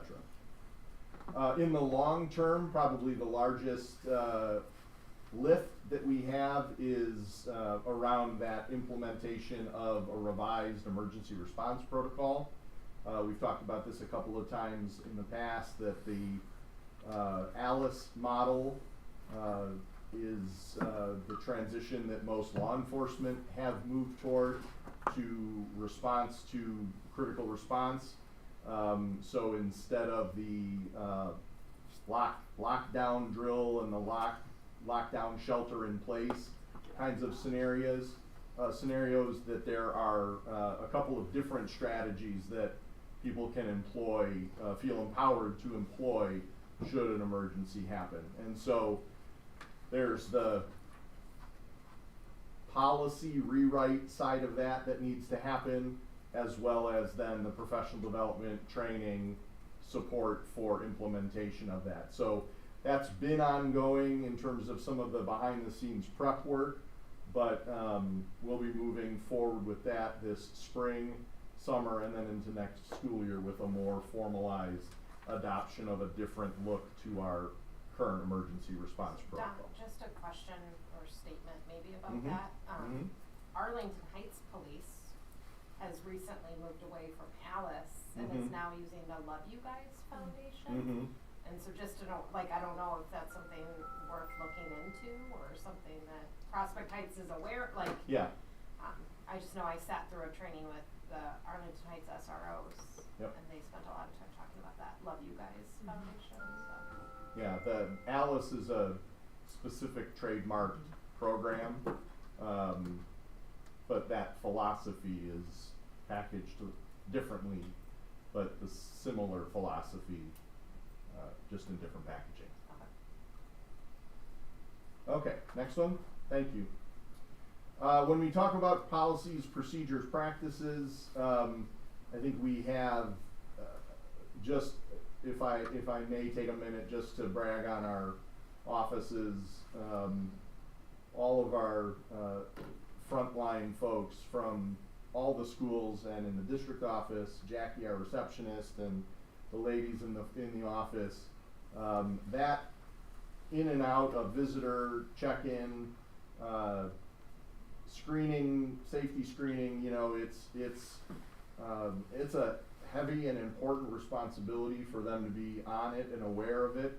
And I know that it is not always welcomed by folks who are in a hurry and they don't want to have to give their driver's license and be scanned in, or they don't want to have to wear the badge. But you know, our folks do an amazing job of that. They take that responsibility very seriously. And I just really, this is an opportunity. When we were looking at our policies or our practices, you know, we said, okay, here's what we do in policy. This is what's written. What actually happens? And we actually collected data on are people, you know, leaving doors open, how many times are people able to get in without being scanned in, and those types of things. And they did a stellar job. That data was fantastic. I could not be more pleased with that. And so here, where we're looking at really are just refining some of the things that we have in place, opportunities for improvement. They have more to do with alignment across the multiple buildings, again, with 4 different age groups and 4 different fields. For each attendance center can operate a little bit differently, but for parents who go from building to building to building, it can be a little confusing when in this building I have to do X and in this building I have to do Y. That's just an opportunity for alignment. Both are doing right things, but it's a matter of alignment. So in the short term, we've got some reporting issues again. You know, how do behavior, discipline, referrals get managed, reported out? Can we do that in a more consistent way? Our MTSS committee this year has really focused on that, so we're making good progress there. Bullying reporting processes, that's again something that we've been mandated to do, but it's also an important empowerment tool for us to do, that kids know who they can report to and who they can turn to if they need support in that way. And that's just another opportunity for us to make that a little bit easier for kids to understand what that process is. So, just, I mean, sometimes we're not talking just about students, we're talking about maybe vendors or parents or whatever having, you know, unacceptable behaviors. Mhm.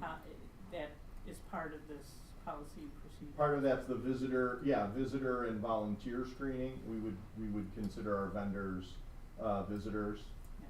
So, right, how are we screening them, holding them accountable for behavior as well, monitoring them in the building. Again, doing a good job with an area for some improvement. Yeah. The other component, you know, it's we have a lot of when the weather's nice, we have a lot of times we can go outside. We have a beautiful campus, made even more beautiful by our outdoor learning spaces. But we could be better at our consistency of training and support for supervisors when they're outside, whether those are recess, lunch supervisors. We have a cycle of training for folks. We partnered with the Prospect Heights Police Department on some of that training, but again, that could be tightened up a bit and put on more of a formalized schedule than it's been. And simple things like everybody who's outside when they're supervising groups of kids, the adults should all be wearing vests. And so and they should all have their walkie-talkies. So that's happening, but could be more consistent and so just an opportunity again for us to tighten some of that up. We talked about a little bit earlier about key distribution and what to do in emergency response. That's back and forth in an emergency where you have to lock down the building.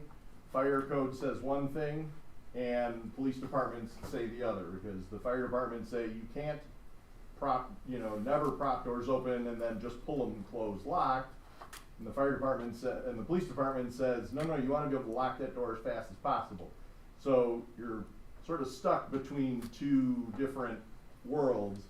So there are some things that we would need to investigate in terms of some systems that would help us to expedite that process.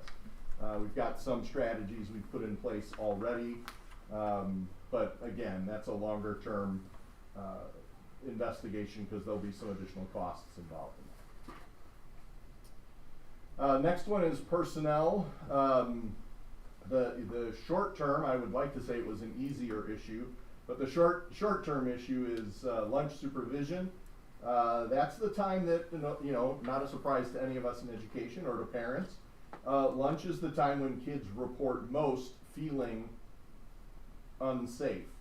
And in talking to the kids, their definition of unsafe, well, it certainly wasn't my experience of unsafe as a child, which is good for them. But they were talking more about when it gets loud, it feels unsafe. When they see other kids not standing in the line that they were told to stand in, that feels unsafe. When the lunch supervisor says, okay, I want everybody to quiet down, and kids don't listen, that can feel unsafe. Which again, for their reality, that is unsafe for them. It's good that it's not other things that can also be defined as unsafe. But one of those main locations is that lunchroom. And so we've got some short-term goals of increasing that ratio. We still face the challenge of actually filling those spots. And we continue to post for and try to recruit folks to pick up those jobs and work as lunch supervisors. So that's sort of a double-edged issue, but that's something that we continue to work on and something we can put on a plan in the short term. In the long term, and this is one of the key feedback items that I need, because this obviously is would be a longer term and a larger investment. One of the themes that came out in multiple parent, staff feedback items was the idea of a resource officer position, an SRO, in partnership with Prospect Heights police department. I've had conversations early on with Chief. He is supportive of that. We've had a really positive relationship with the police departments. I think there's a clarity of what that position is supposed to be for and what it's not supposed to be for. That is an important underlying component. I think for individuals who feel that having a school resource officer will make the school safer because of their physical presence, that's not, none of the research shows that to be true. What school resource officers do is they bring in another set of skills and resources that help support schools in addressing conflict, in addressing safety, in addressing other curricular areas that they have more expertise in. They provide training on site, they're available, but I think in some folks' mind, it would be safer if we just had somebody, and that just has not proven to be true in the studies done around school safety. I'm personally a big proponent of the relationship because I see the resource component of that being something that I've used in previous districts. I've had great relationships with officers, and I think that they can provide a range of supports and services that are not really often even seen by or thought of by folks that are outside of school, but they have, again, a wealth of knowledge and skills that their presence can support a district on. So part of what, and I'm almost to the end of this presentation, but part of what I would need your feedback on is the board supportive of me investigating that, because I haven't had any formal conversations about cost or policies and ownership and whatever other parameters there might be, or that there may be concerns or support for. We just have never had that conversation as a board, so I wanted to hear that from you all to give me sort of the next steps for, is this something that you want me to at least investigate and bring forward, or is it something that we want to learn more about first, or, so, go ahead. I would like to understand exactly what it is a little bit better. I mean, are we using the term officer in a business sense or as in a police sense? Officer. Okay, so it is actually someone who is It would be a duty police officer, or Yeah. off duty, or No, on retired, duty. or This Yeah. would be that person's assignment. Right. Oh, Yeah. interesting. Yeah. Full time.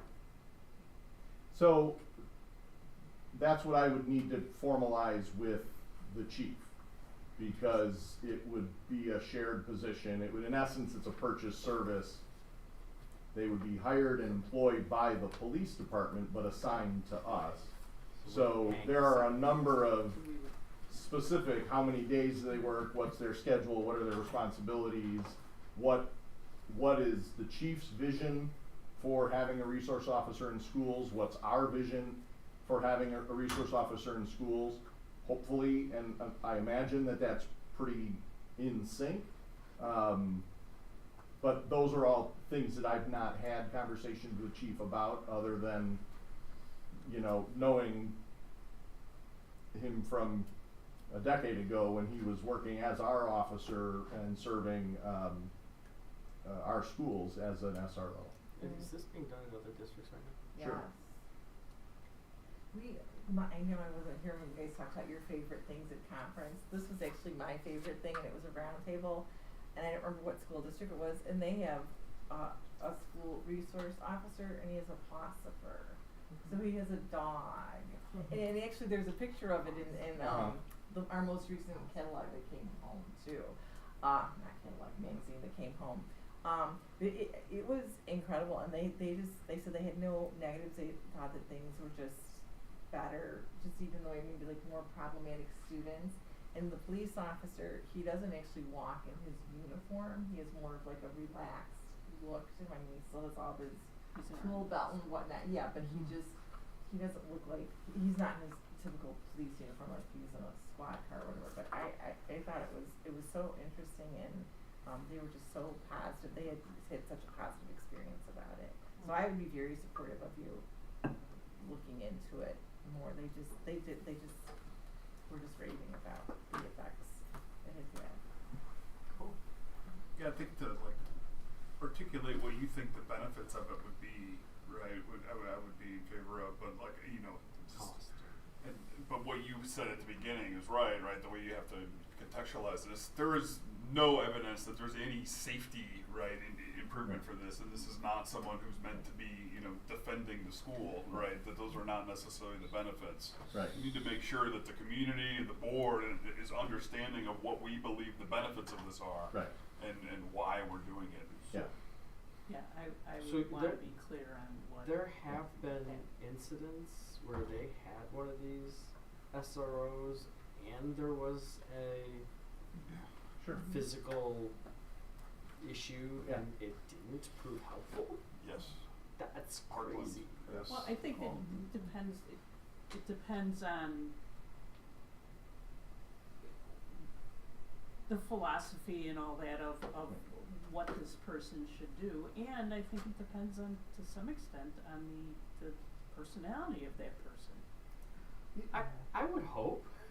I mean, I would hope if someone shows up with a gun that if we had an actual police officer on site, that would be somewhat effective. It may, but we only would have one individual for all 4 of our schools. Yes, but So- only one of our schools is physically At any disparate. given I mean, time, he or she would be most other schools are different. and it's serving in one location. And so I think that that's where there's this perception of or hope for that being sort of a cure-all, that if we only had this person, then you would prevent all of these horrible things. And that's where the research, it doesn't equate to that. I get it.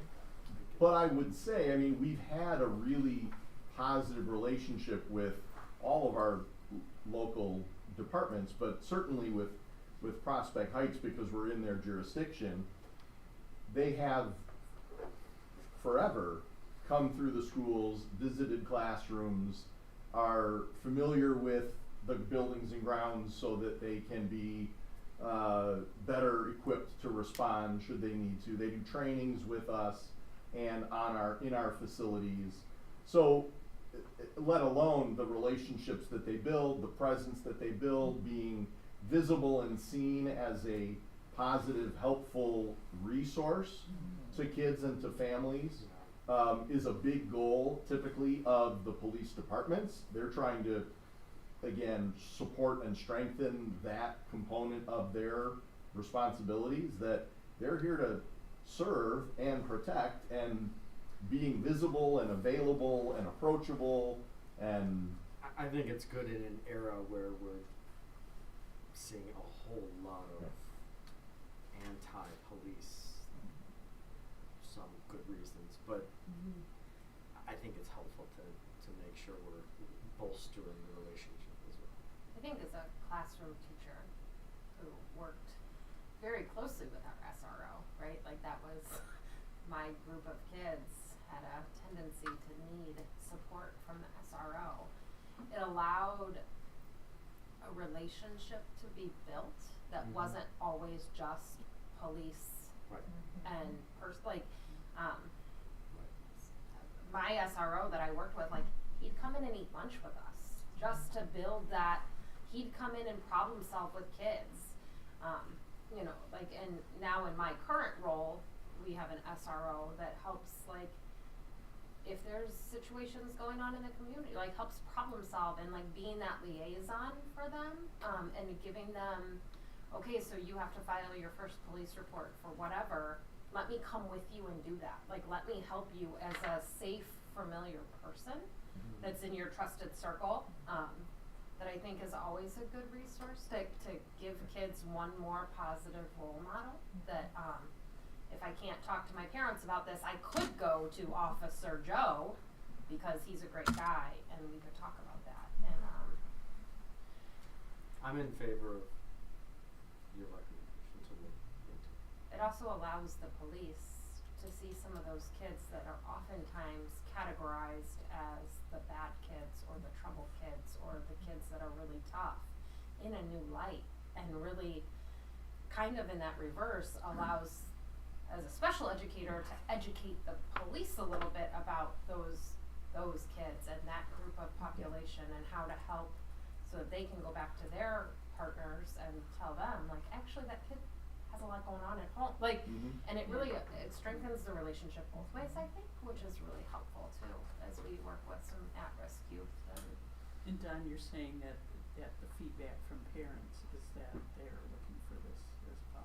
It was a pretty consistent feedback from the parent focus groups and the staff focus groups.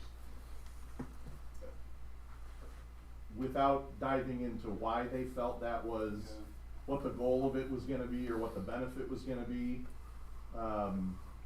and so that's why I preface it with, we've got to be really clear about the intention, the purpose, the role, because in fact, many of the studies show that simply by adding a school resource officer, it makes kids feel less safe, because in their perception, there has to be a police officer here, so there must be some heightened danger, imminent danger.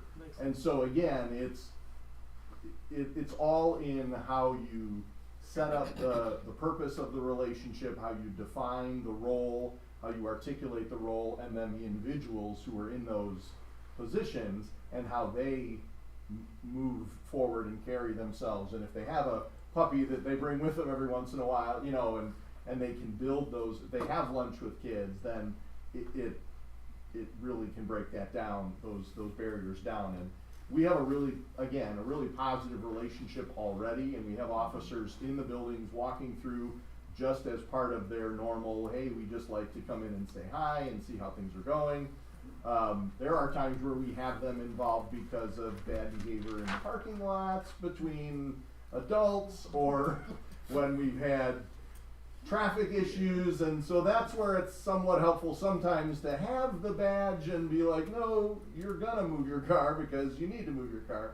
But those times are really few and far between. It really is the former, the building of that relationship and being seen as another support who has resources and tools that our training and expertise doesn't provide, and having them more fully embedded in a school district. So, investigating that, understanding what that could look like, might look like, I can continue to do. Thanks. Thank you. Lastly, communication. I'm sorry, not lastly. First, curriculum. This is an area that we received really high marks on. The kids, while they couldn't necessarily name the specific product, when we asked them about things like, do your teachers talk to you about kindness? And they're like, oh, all the time.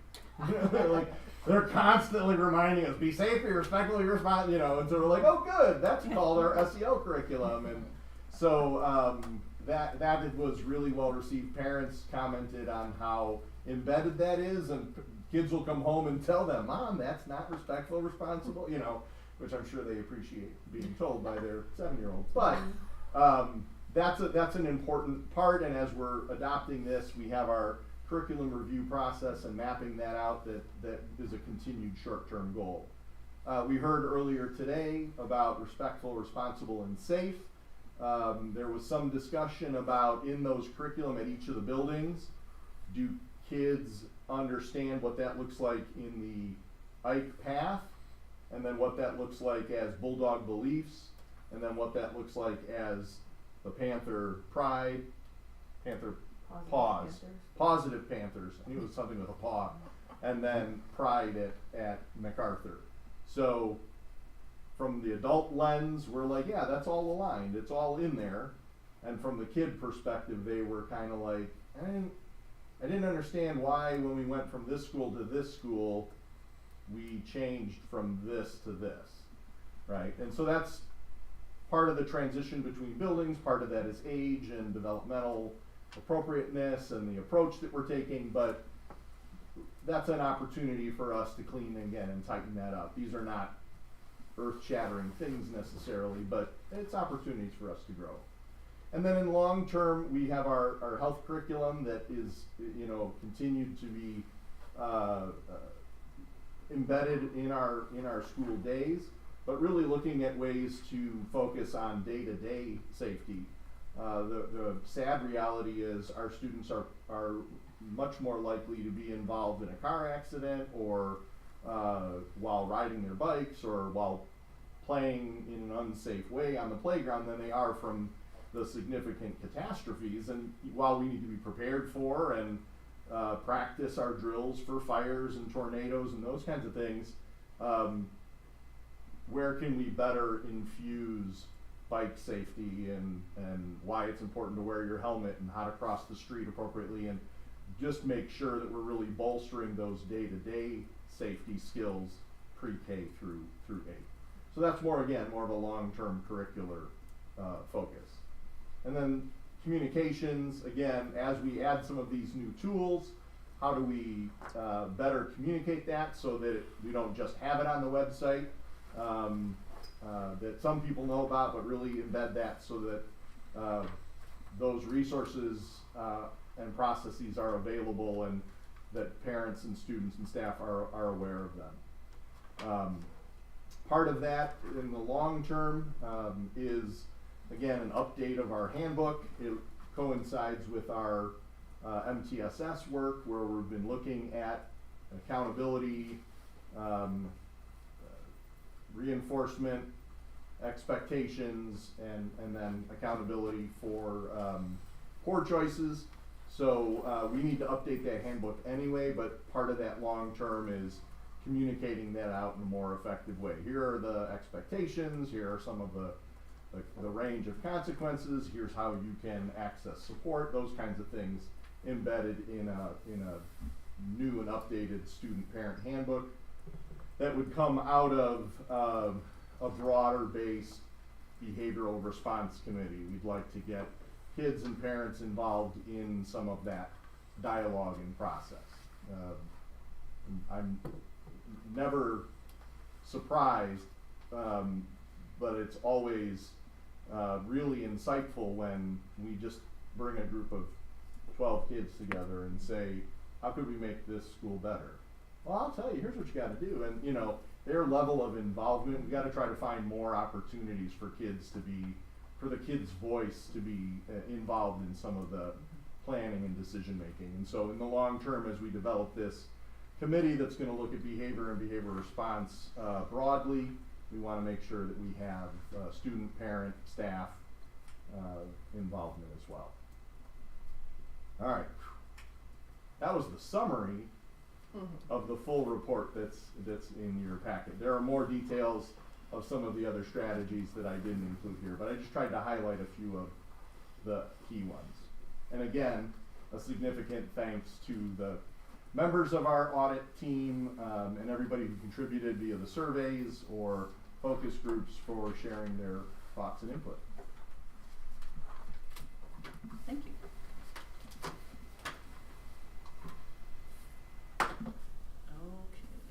All right. Next, we have the resolution to approve hazardous routes. Mrs. McPartland. Again, as we're required to do on an annual basis, we've shared the information with regard to the hazardous routes within the area. So these areas have been in past years identified and approved by IDOT by meeting a certain criteria to qualify as hazardous routes. I've had a couple of conversations already with some people at IDOT to, as Brian mentioned, work on doing a little bit more thorough of an audit to see if we can identify any duplications or changes. In the past couple of years, obviously we've added sidewalks in a number of areas. We've had some crossing guards. So those would certainly qualify for a point reduction. So we'll be looking at that in the next year, but no changes from the prior year for the time being. Any questions? Okay. Can I get a motion? Motion to approve as presented. Second. Moved by Kevin, seconded by Becky. Roll call, please. Mr. Gradanas? Yes. Mrs. McLeany? Yes. Mr. Novak? Yes. Mrs. Peters? Yes. Mrs. Botwinski? Yes. Motion passed 5-0. Also included in the packet is an update from Dr. Zaire regarding our professional development processes. Any comments or highlights you want to just point out? I just really highlighted our last Teacher Institute Day, which is a great success. We talked about it a little last time where we had that District 214 partnership. That was a great success, and we had excellent feedback. We're planning another one for next, or the person who takes over for me will be planning with the other assistant superintendents next January too, so that's going to continue. And also we had a big presentation. We heard about our ELA programs here, so it's not just about buying the curriculum materials, but the professional development involved in it and the ongoing one, so not one and done. This was one of the examples of ongoing professional development and how it is helping our teachers. And then one of the other things we like to highlight is Dr. Soroka and Chris Elms, and we really are working with our coaches across the district. Our coaches are really, we wanted to highlight the instructional coaches that we have been using this past year. That's part of the reason for our success in helping our teachers pave the way to do their jobs even more effectively. So just a few shout outs in here about our special partnerships and our MTSS process. A lot of good work. I'd love to see how well the ELA seems like is doing, right? And those, I know. I remember you were asking last time, do we expect to see any gains? And I'm like, let's lower our expectations, but they are really doing well from fall to winter, even in reading. We're high performance, high growth, and reading and math. So very exciting. Mm-hmm. Yeah, everybody's like jumping up for joy. Mm-hmm. And they should. Mm-hmm. Cool. The next item is also an informational item. Mr. Nordmark, who serves on the calendar committee, attended our joint calendar committee meeting that was held last week. And what we talked about there is we've already updated the 23-24 calendar for next year. That's updated, revised, and on the website. We're still continuing to monitor any potential legislation that will come down for the mandated holiday to be given on the election days that you may recall was done last November. It's not in place for this April, but you never know what will come down the pipe. So we're keeping our eye on that, but feel pretty good about next year's calendar as it is. Certainly start and end dates are well established.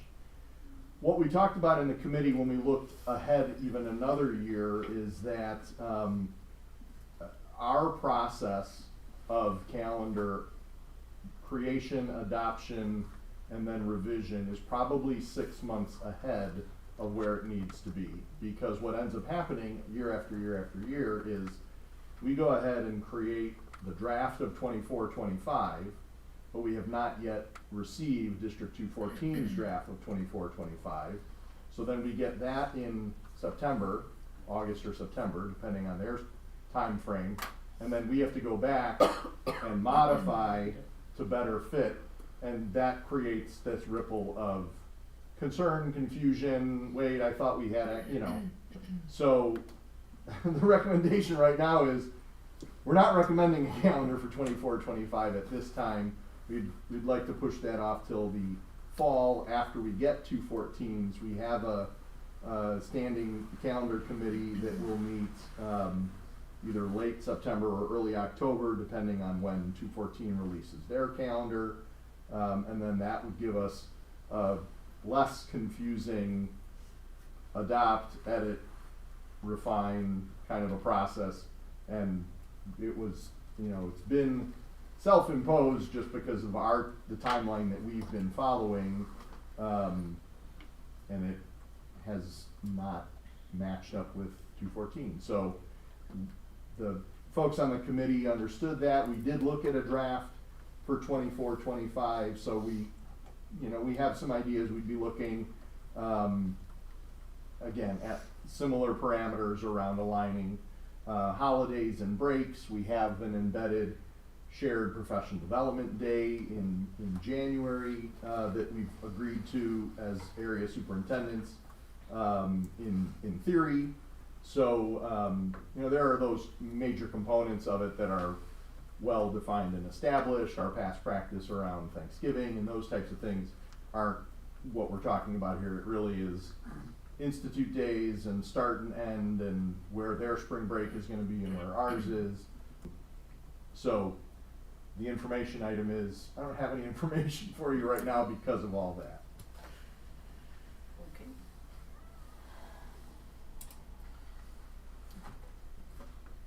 All right, so that brings us to old business. And it's the semi-annual review of executive session minutes. Yes, so, yeah. You guys. Don and I each independently reviewed the executive session minutes, and we quickly came to consensus that we can, and actually I think I'll just go into the motion. That's fine, yeah. That the executive session minutes from August 10th, 15th, 18th, September 14th, November 9th, and December 14th off from 2022 be made available for public inspection, as they no longer require confidential treatment, and that executive session recordings over 18 months old be destroyed. Second. Okay, moved by Mary Lynn, seconded by Brian. Roll call, please. Mr. Grodanis? Yes. Mrs. McClaney? Yes. Mr. Novak? Yes. Mrs. Peters? Yes. Mrs. Salvinsky? Yes. Motion passed 5-0. Okay, new business. Does anybody have new business to bring forward? No new business. Okay, and we do have some things for executive session. Let's see. I do have really quickly a new business that may or may not be appropriate, just say so, but we've now kind of moved into another year. I don't know where things are gonna stand, but I know Mary Lynn's been kind of having a hard time making it. If appropriate, I'd love to propose we consider a time change so that we Don and I had talked about that, and we thought that it may be most appropriate to wait till the new board is seated and then have that discussion. Oh, because that's so, okay. Yep.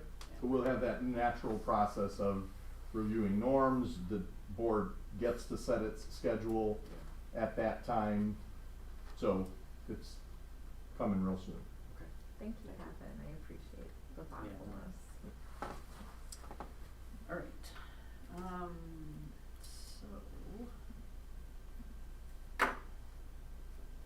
So executive session is for negotiations and personnel, right? And there will be no action following. I move to go into executive session for negotiations, personnel, and superintendent evaluation. It's personnel. That's personnel too, but Oh, yeah. got it.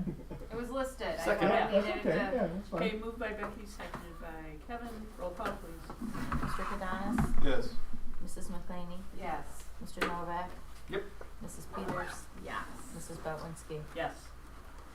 Motion passed 5-0.